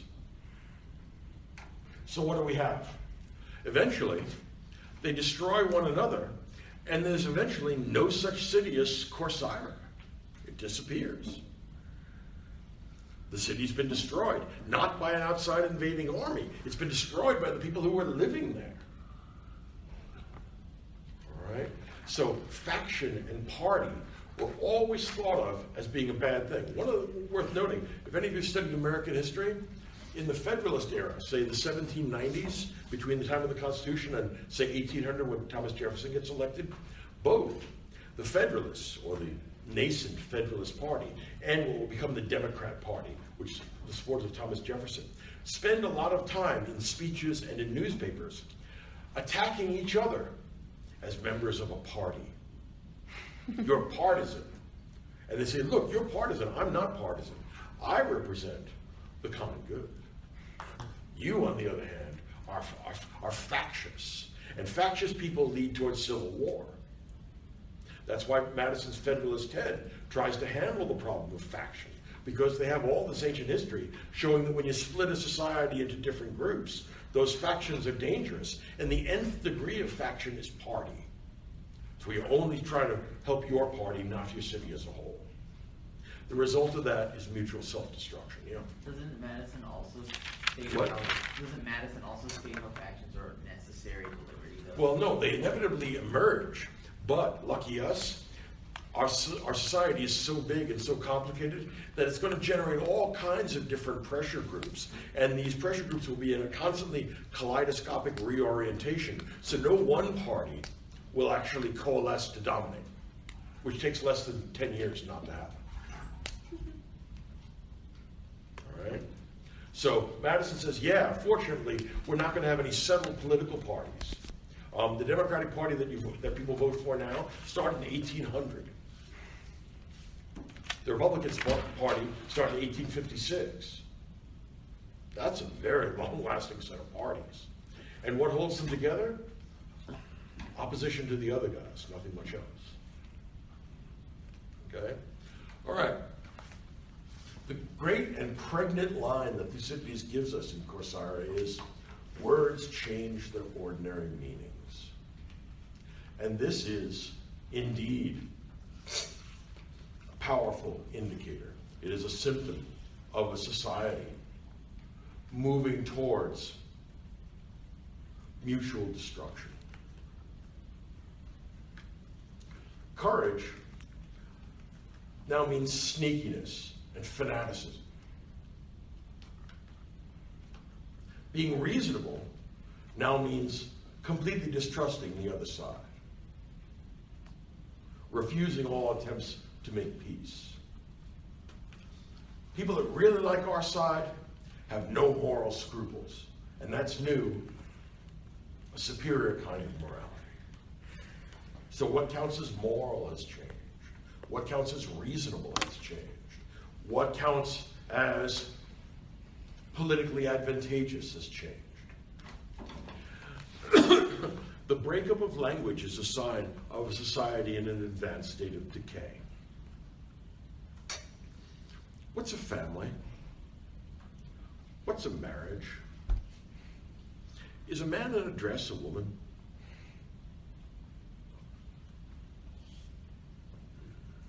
We are in a similar sort of case right now. Language is starting to slip. And it becomes a contested area. And what that means is you have to keep your opponents from speaking.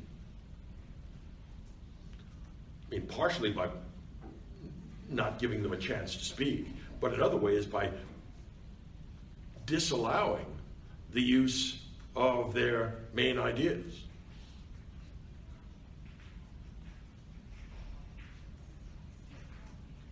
So right now we're in the midst of a very dangerous age,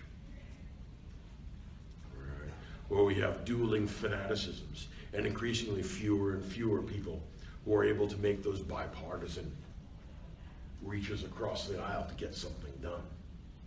So we have the bitterest, most outrageous vituperation, and emotion and sentiment is all justified.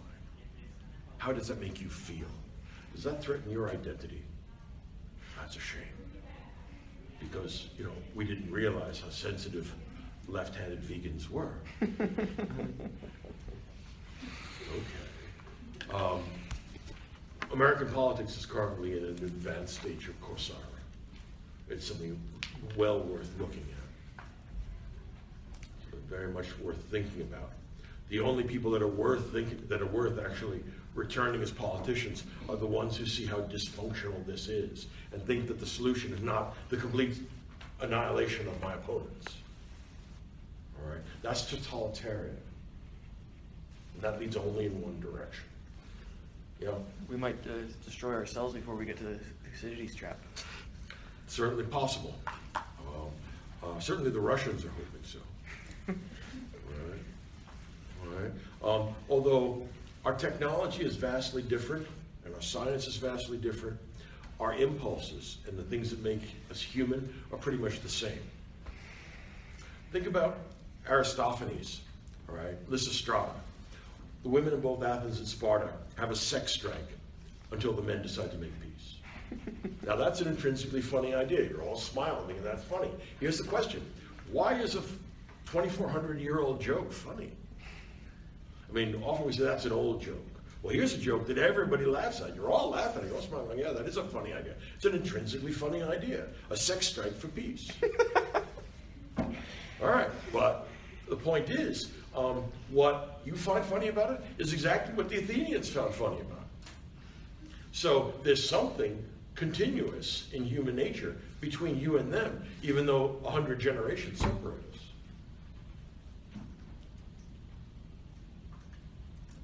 Watch words changing their ordinary meanings. What's a boy? What's a girl? What's people who claim to be none of the above? I don't know. All right? So that's something that you can learn from right now. That when language begins to slip, a society is in trouble. All right? I mean, if 2 men and 2 women get married, I don't see why 3 men and 3 women can't get married. I mean, why not? And if you can marry 3 women and a coffee table, okay. It's just that whatever you mean by marriage under those circumstances is not what we ordinarily meant by marriage back when we thought the idea of. All right. Okay. The big payoff in this book, next, the Melian dialogue. The poor Melians. On the other hand, Thucydides doesn't want us to be sympathetic to them. Why? Because they cause their own destruction.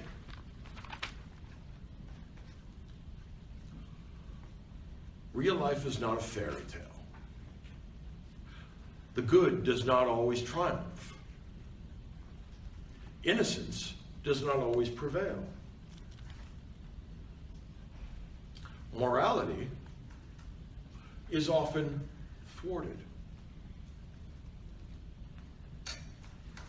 And as the Athenians would point out, different people have different ideas about what's moral. There's what's moral for me, because I have a big army, and there's what's moral for you, because you have a small one. Well, the Melians say, well, couldn't we have the idea of friendly equality where we like you and you like us, and we like the Spartans, but you don't like them so much, but that's cool. But we're all going to get along. We're going to be neutral. And the Athenians say, look, we're running this shakedown operation. All right, we've been running it for several generations now. All right. We can't let you pull out and decide not to pay the tribute. Because if you do, the others will too. And if the others do that, we're going to lose our greatest advantage in fighting the Spartans. We can't allow that. So the fact of the matter is this. We're not equals. All right? You're weak and we're strong. And in nature, Thucydides, the strong eat the weak.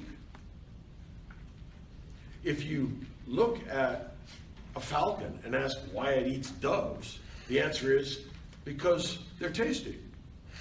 I mean, the falcon doesn't feel bad, doesn't have pangs of conscience saying, oh boy, I feel really bad about this. It says, where can I find another one of these? I'm going to eat them all.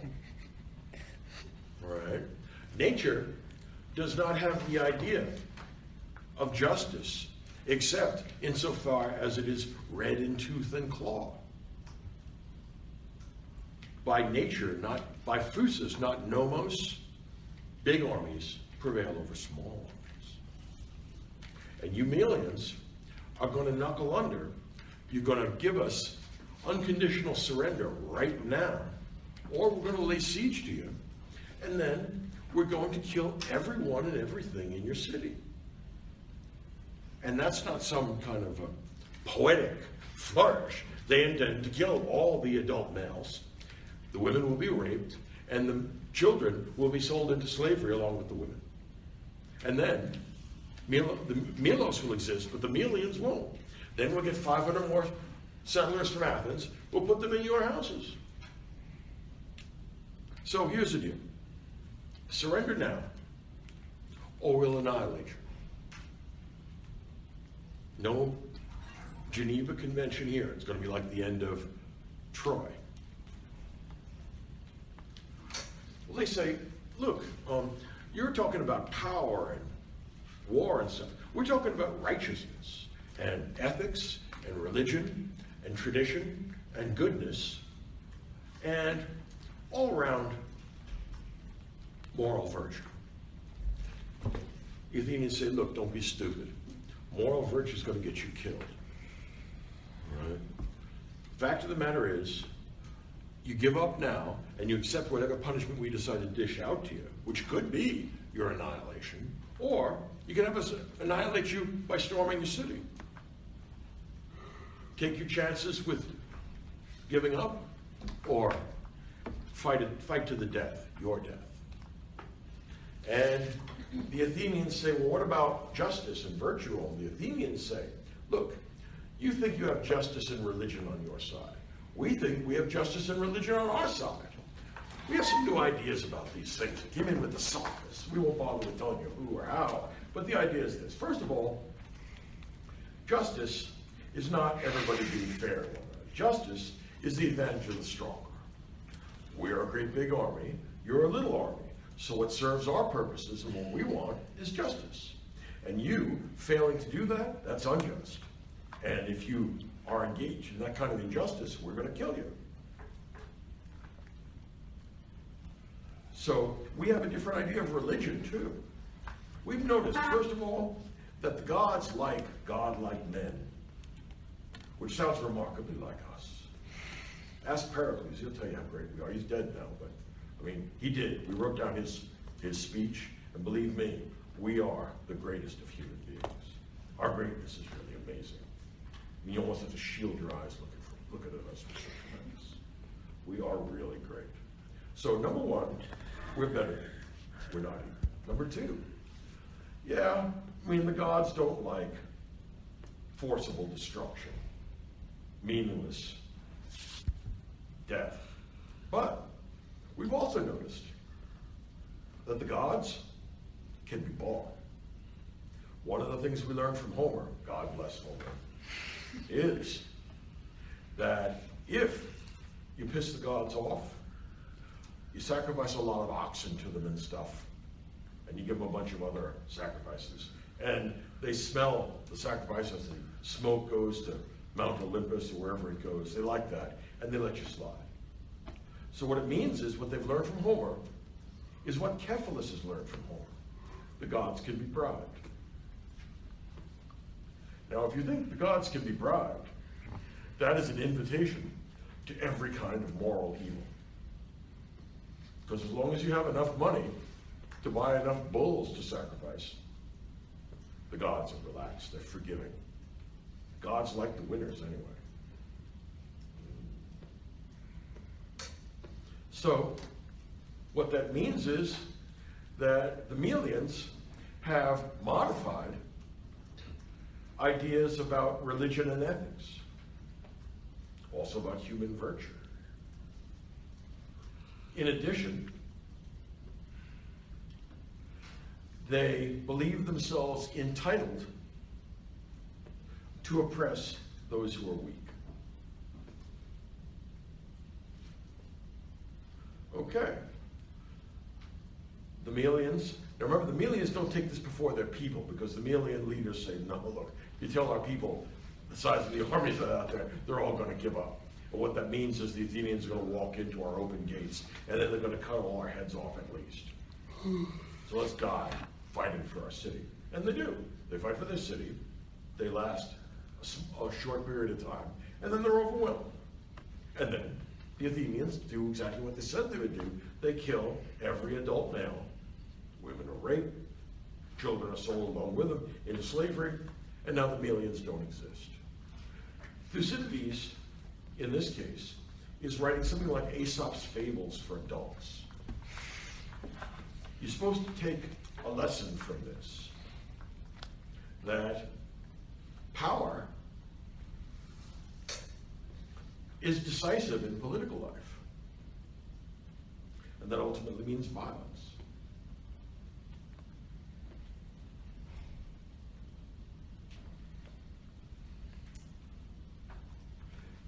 also say, this is something that will be interesting particularly to Christians.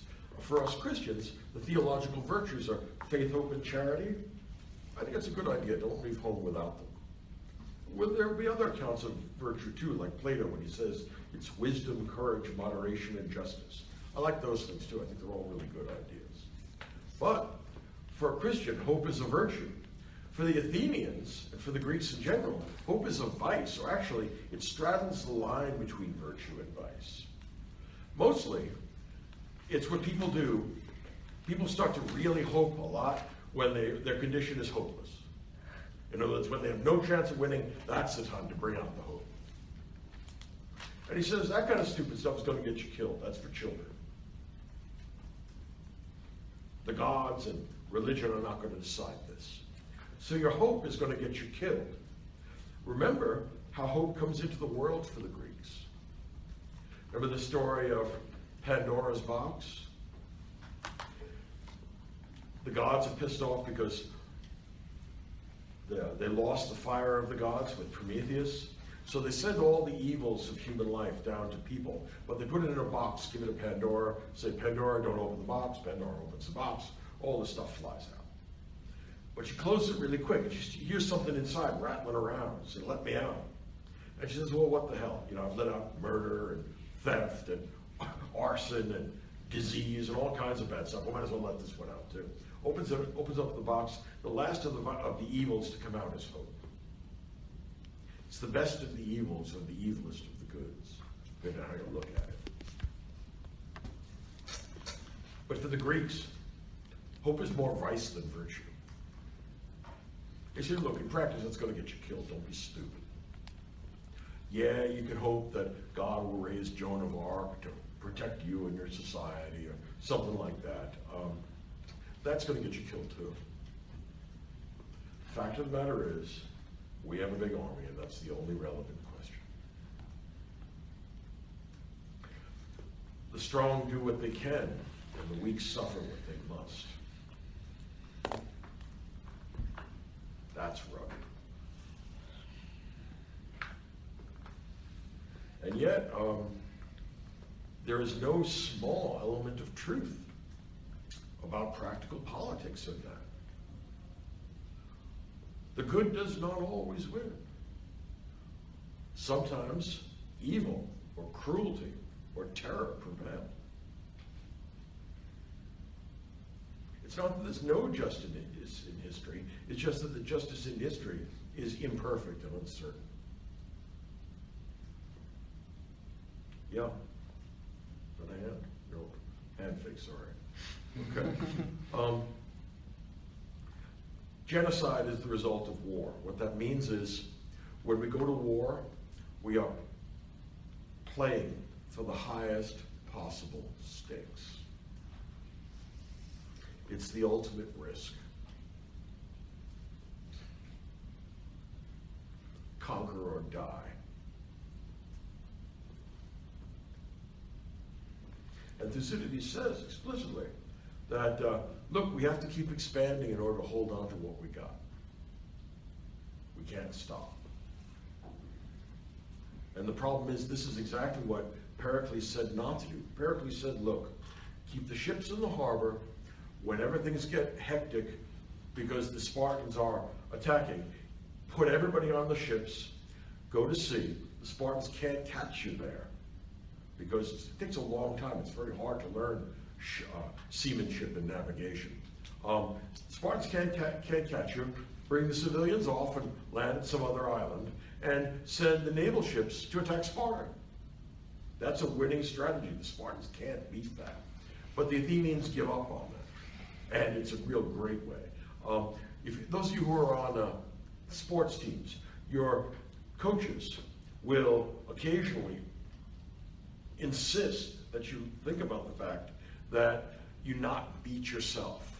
In other words, it's bad enough if the opposing team beats us, but what we don't want to do is beat ourselves. Don't throw an interception. Don't fumble the ball. If you do that, they're going to win, and they're not going to win because they win. They're going to win because you lost. All right? So don't do anything stupid, foolish, ill-considered. So what they do is something foolish and stupid and ill-considered. Alcibiades, the flower of Athenian youth. You gotta like this guy. All right? Alcibiades is the product of a corrupt society that has given him a corrupt education. He has been taught by sophists how to speak well. He comes from a wealthy, well-connected family. He's extremely handsome in a society that places big value on male beauty. All right? And he's a man of ambition and all kinds of plans and no moral scruples. What he wants is to desire things and then to satisfy those desires and then go on to even bigger desires and then satisfy them. It's the Hobbesian view of human life. We are desiring creatures who desire until we die. And the point of human life for Alcibiades is to have these great desires and then to satisfy them. So his first attempt at this, is towards the end of the war. Now, there had been a brief kind of halftime. It's called the Peace of Nicias, where a smart politician, Nicias, managed to get an armistice between Athens and Sparta. And the Spartans actually come because they realize that they're not able to face the Athenians because they have such naval power. They want peace. And look, when the Spartans want peace, for God's sake, give it to them. Don't be an idiot. But the Athenians say, no, we're winning this war, and we know we're winning this war. When the Spartans come knocking on the door saying they want peace, that means they're in bad shape. So no, we're going to go the whole way, because we haven't shown you enough hubris yet. We got to go the whole way. We're given a chance not to destroy ourselves, and we're going to voluntarily turn it down out of ambition and pride and hubris. They beat themselves.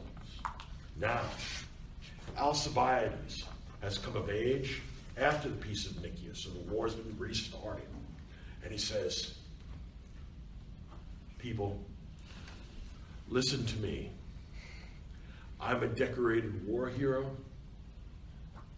I have fought for Sparta, and I have many people who say that I'm a war hero.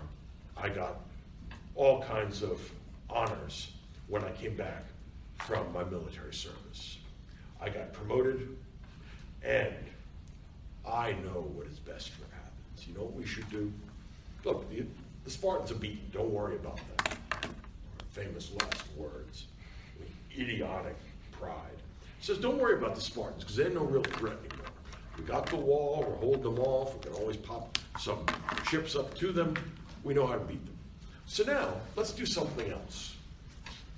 Now, you've got to remember that for the majority of people, they have a very short attention span. And you must remember that this is a time when the science of cartography is in its infancy. So getting an accurate map of things is not an easy thing to do. Now, the Athenians are running the Delian League. They essentially are in control of the islands of Ionia. And they say, or Alcibiades says, I have a great idea. Let's conquer Sicily. Sicily's a rich place. Sicily has all kinds of great stuff. Sicily is just there for the taking. It was originally founded by Greeks, and if we get that, we'll have even more money and even more power, even more of everything than we already have now. And what Alcibiades is sure of, he wants more of everything. And so the people say, yeah, that sounds like a great idea. What a great speech. Let's invade Sicily. Now, you have to consider a map of the Mediterranean, because cartography has advanced quite considerably. And if you look at the size of Athens, and then you compare it to the size of Sicily, you can easily see that the idea of invading Sicily is stark raving mad. It's just crazy, because Sicily is 50 or 100 times bigger than Athens. And it's on the other side of the Mediterranean. And what you would have to do in order to invade Sicily is the fundamental, the most serious beginner's mistake that only an absolute military idiot would do, is split their forces during a war. The whole point, what made Napoleon so great, is he always concentrated his forces. All great conquerors do. Alcibiades said, I have a different idea, it's even better. Let's split our forces and send most of our ships and most of our soldiers to the other side of the Mediterranean. We conquer that, we bring them back here, we mop up the Spartans, and then we're in control of the Med. And from there, who knows? The Persians better watch out. The Egyptians better watch out. Hell, everybody better watch out. Because Alcibiades is on a roll. And the people clap, they think that's a great speech. Almost all of them are illiterate. None of them has ever seen an accurate map. They're told that there's a faraway place called Sicily that has lots of stuff for them to invade and take. So they say, yeah, let's go. And Alcibiades says, one more thing. I propose that I be named general. that I should be given the job. Look, I'm a decorated war hero. I've shown myself to be a great fighter, and man, my strategic understanding, superior to all others. I'm the guy you want. Now, the war honors that he's gotten came because Socrates actually fought like a devil, and he was going to be given these, but Socrates disdained him because he wasn't interested in medals. So he said, give him to Alcibiades, he really likes that kind of thing. And they did. So Alcibiades comes back to Athens saying, check this out, I got a chest full of medals, I am a great war hero. Actually, he did nothing to deserve that. I mean, we're going to find that out in the symposium. But the people are really impressed. They say, wow, that's a lot of medals. You have all kinds of military honors. You're our guy. We're going to invade Sicily. Now, they don't know Sicily from the moon. But they say, yeah, that's a great idea. This is part of why, in the ancient world, democracy has such a bad reputation. It's the rule of the stupid and the excitable. And the problem is, they're easily misled and do stupid stuff. All right. Alcibiades is a piece of work. Okay. Alcibiades is in love with Socrates. He has a homosexual love of him, but also a philosophical love of him, which is why he tries to seduce Socrates. Socrates laughs at him. And then he runs away from Socrates because Socrates makes him feel bad about himself. I mean, look, when you talk to Socrates, he strips you of everything and makes you realize what an idiot you are. Alcibiades cannot cope with that experience. He's had it done to him a couple of times, he doesn't like it. So he runs away from Socrates, doing everything he can not to get involved in that. Okay. Now, Alcibiades gets named general, God help us. And they put together a big naval flotilla. They have lots of hoplites, lots of soldiers. They got horses for the cavalry. They got provisions. They got everything for the big invasion of Sicily. More than half their navy and army are going there. And they think this is going to be an easy run. We're going to take over the land of milk and honey, and we're going to clean up. Okay. The night before they go, Alcibiades and the lads get hammered. I mean, remember, Alcibiades is a chronic drunk, too. Most of the elite of Athens are chronic drunks. Right? I mean, again, Plato's going to be savage with them in the symposium. But the point is that Alcibiades goes on a drunk with his friends, and they're going through the city doing the idiot stuff that young men do when intoxicated. I mean, it's got to happen here once in a while. I don't doubt for a minute. Look, there's no college campus where it doesn't happen occasionally. Don't be stupid. Right? I mean, I don't live in the dorms, but I was in a dorm at one time. I know what goes on. Right? So don't give me any of the crap about what they tell the parents on Parents' Weekend. That's not how the world works. Look, I went to college. Don't tell me. Right? Look, I used to be 20.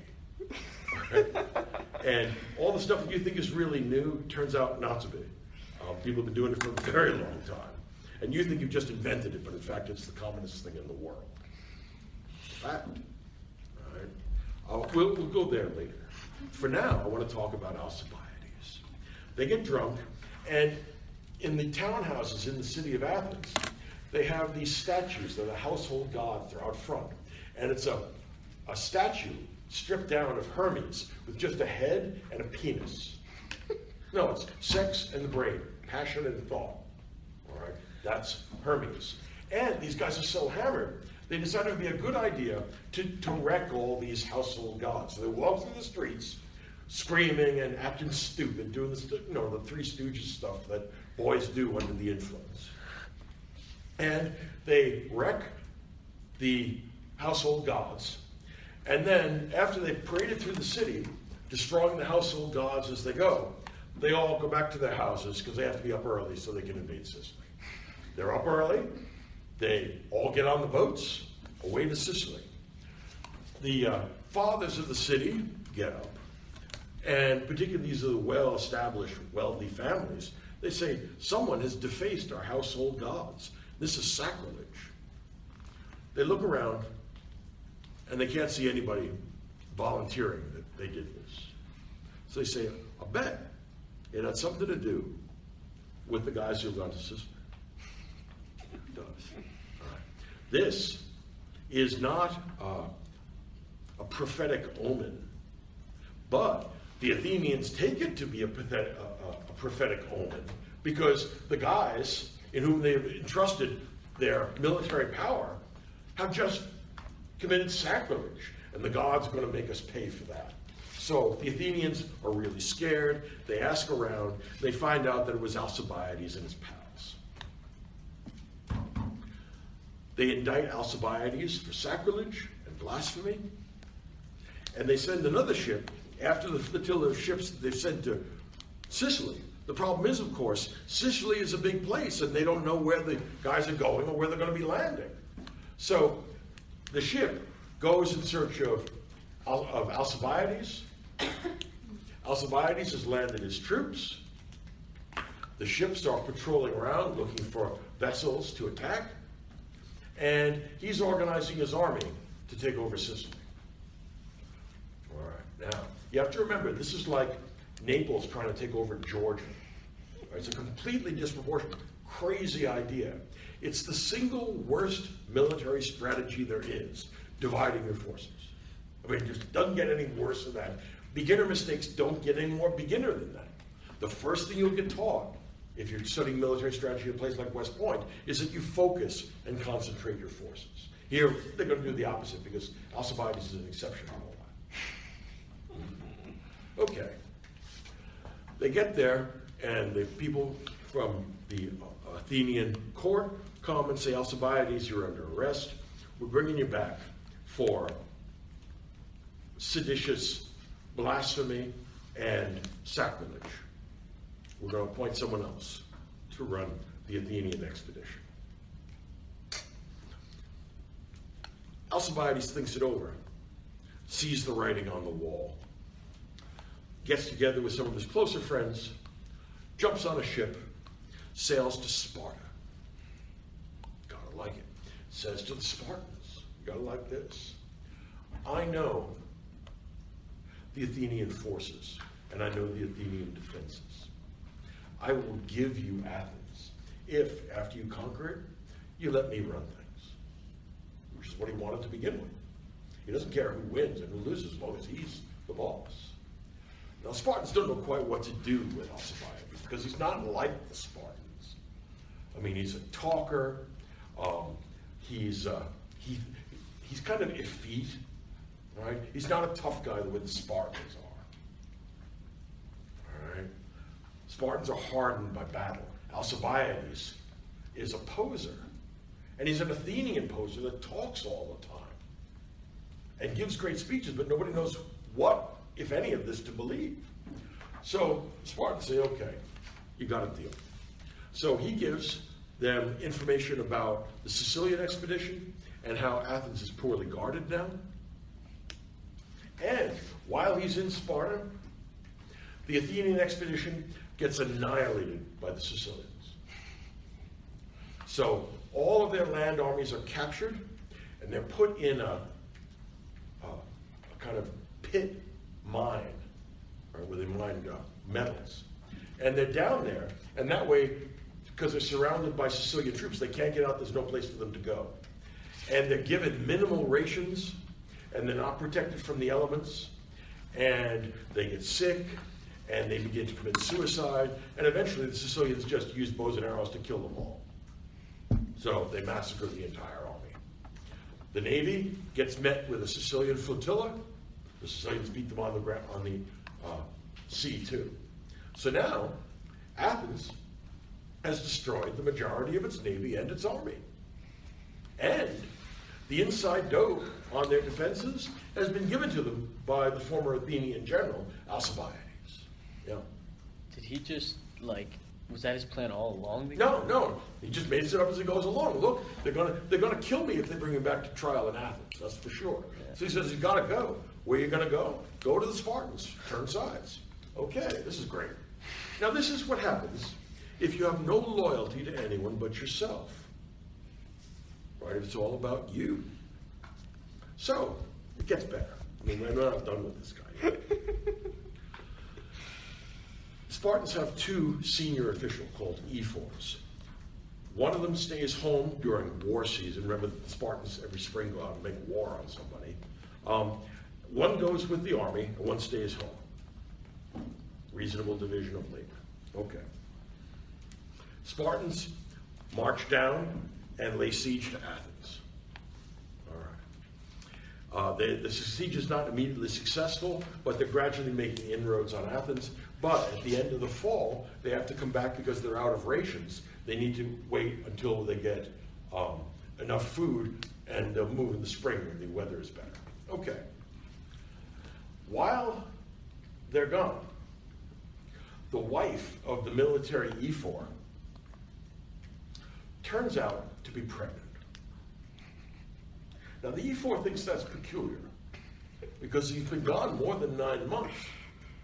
And he thinks that's really odd because, I mean, no one has ever done this before. And no one in their right mind would seduce the wife of an ephor. Look, the Spartans kill you if you're a weak child, much less if you mess with the wife of the main magistrate. You just can't do that. So they look around and say, who would do a damn stupid thing like that? Yes, indeed. Alcibiades has decided that he's going to run Athens, but also that his children are going to run Sparta. Okay, now you got a real piece of work here. This guy's a prize. So the Spartans do a quick investigation of this because they think it's irregular. That's different. I mean, we haven't seen this before. And at that point, Alcibiades splits. He takes off again, I guess on horseback, but I don't know how he gets away. The next we hear of him, he's in Persia. He has gone over to the Persian side. And now he's offered to let the Persians destroy both Athens and Sparta, provided he is allowed to rule Greece after they destroy it. You think I'm making this up? I don't have the brains to make this up. In other words, again, that's one of the great things about being a historian. You can't make this shit up. I mean, you just can't believe that someone... Yes, Alcibiades is capable of doing that. So he turns and he turns and he turns. He's flipping on everybody. All he wants is to take care of himself. We never hear, the Persians don't invade. We never hear about Alcibiades in Persia until we hear that someone kills him. God knows for what. I mean, no doubt for good reason. All right? But that is the career of Alcibiades. Now, after the war is lost in 404 BC, the people that remain in Athens, because they don't completely destroy Athens, the people that remain there regret the Sicilian expedition, and they regret losing the Peloponnesian War. And they start looking for someone to blame. And they said, Alcibiades, he's the one who ruined it all. Alcibiades who tricked us into doing that foolish Sicilian expedition. And then, because Alcibiades is by now in Persia, dead, they say, you know why Alcibiades did that? Because he was taught by Socrates to hate his country. And so Socrates corrupted the youth of Athens. And he's the real reason, the secret reason, why we lost this war. So 399, they're going to try Socrates for debauching the youth of Athens and not believing the gods. They're going to condemn him to death, make him drink hemlock. Plato begins writing shortly after the death of Socrates. And he is white hot. He is in a blistering rage. You guys, these leftover Athenians, you destroyed my city and you killed my master. And I'm going to make sure that no one knows anything about you for the rest of history except how corrupt and wicked and evil and idiotic you people are. So Platonic dialogues are a way of evening the score. They're a way of justifying Socrates and also calling into question the leadership and the form of government that Athens had. Thus, Socrates' apology. That's probably the first dialogue written. So, Athens destroyed Athens. They didn't lose the Peloponnesian War to these muttonheads. I mean, granted, the Spartans are ferocious, but they're not smart, they're not cultivated. I mean, there's some truth in what Pericles said about Athens. But, and this is something worth thinking about, the Greeks were or the Athenians were too smart for their own good. They outfoxed themselves. As a result, they lose a war that didn't need to happen and that they could have won. And now they want somebody to blame. And the guy they come up with is Socrates. And now Plato had already been in a white-hot rage about the idiocy of his country, deciding to engage in self-destructive behavior. You destroyed the greatest city in the history of the world, which is actually not far removed from Athens. That's actually a plausible account. You let the blunt instrument people win. And you did it because you were arrogant and full of hubris. You know why? Because you got raised on Homer, and you got raised on tragedy, and all these things are about big guys doing big things in big ways, regardless of whether they know what's going on. So Plato then has an axe to grind. He says, I am going to examine and evaluate Athenian politics and Athenian society. And I'm going to do kind of a post-mortem on Athens, try and figure out what went wrong.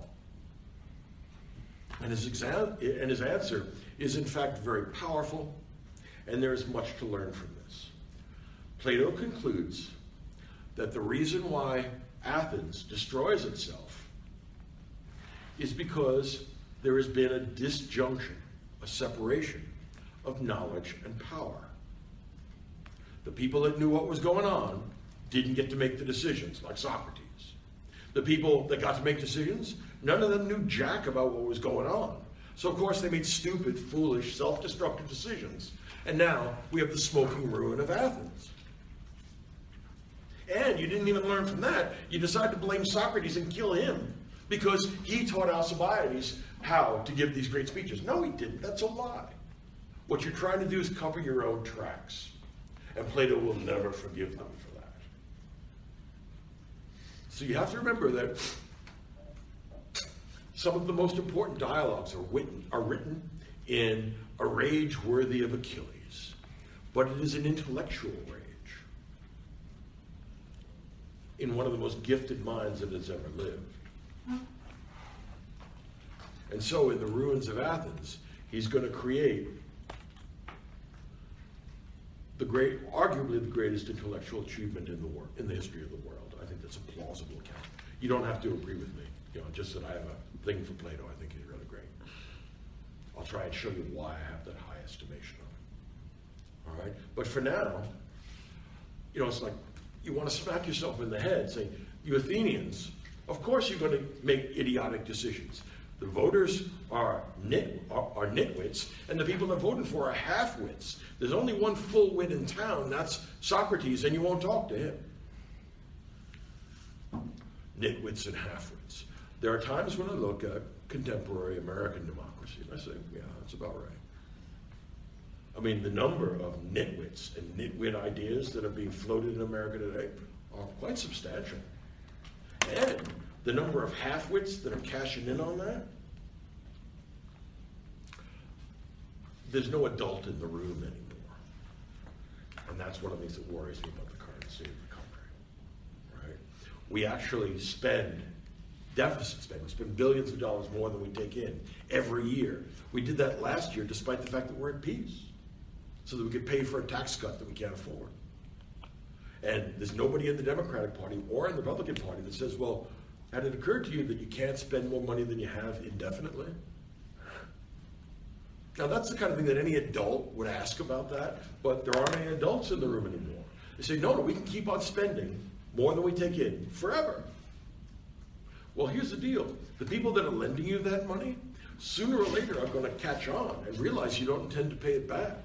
And then what's going to happen is that they're going to cut off buying more of your debt, more of those T-bills. And when they do, your economy will go into a tailspin, and it will bring the economy of the entire planet down with it. This is a disaster in the making. It is a completely predictable disaster.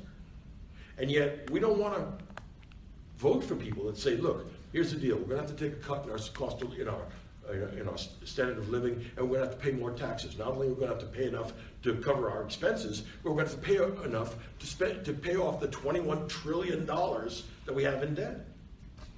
This year, for the first time, service on the debt is more than we spend on the Pentagon. And that's the interest. Okay. Democracy has many things to be said for it, but it has certain characteristic disadvantages. And one of them is that popular opinion is so often wrong. Something worth thinking about. That's why you get an education. You know, if you're going to go into public service, have enough nerve to say, I have an idea, why don't we pay our debts? Just me, you know, being an adult at home. All right? But instead, what Socrates says is that it's like arguing a court case with a jury full of children. One side offers them candy that's poisoned, the other side offers them medicine that tastes bad, and they always want the candy that's poisoned. Powerful criticism of democracy. Now look, we have thousands of years more than Plato did. So we have good reason to believe that democracy isn't intrinsically as bad as Plato thought. But given the evidence that Plato had at the time he was living, it's the only reasonable conclusion. That when you have a society run by people that don't know what's going on and will clap for nearly anything that sounds good, they're going to make bad decisions and they're going to be led astray by demagogues. That's a fact. Human nature doesn't change much across space and time. All right? Now, next week, we are doing the Oresteia. Who is going to present the Oresteia? Have we decided on that? What is it about? Ah, okay. You will do the Agamemnon. That's the first part of it. Okay. The next part, where Clytemnestra gets hers, you will do that. And the final part, where the Furies turn into the Eumenides, the kindly ones. You were all looking away, examining your notes very carefully. Yeah, there we go. All right, volunteer or get called on. It's a hard world. All right, here's the deal. I want you to read the Oresteia, talk to each other, the ones that are presenting it, and the big question is, why does the Oresteia end the way it does? I will see you all next week.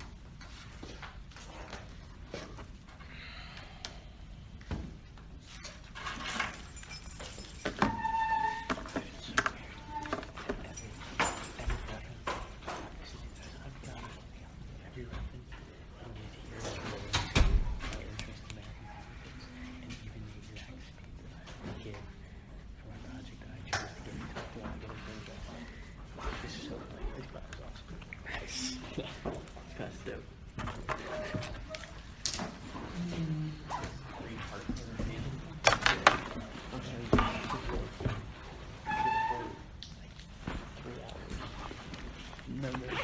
Just all formality.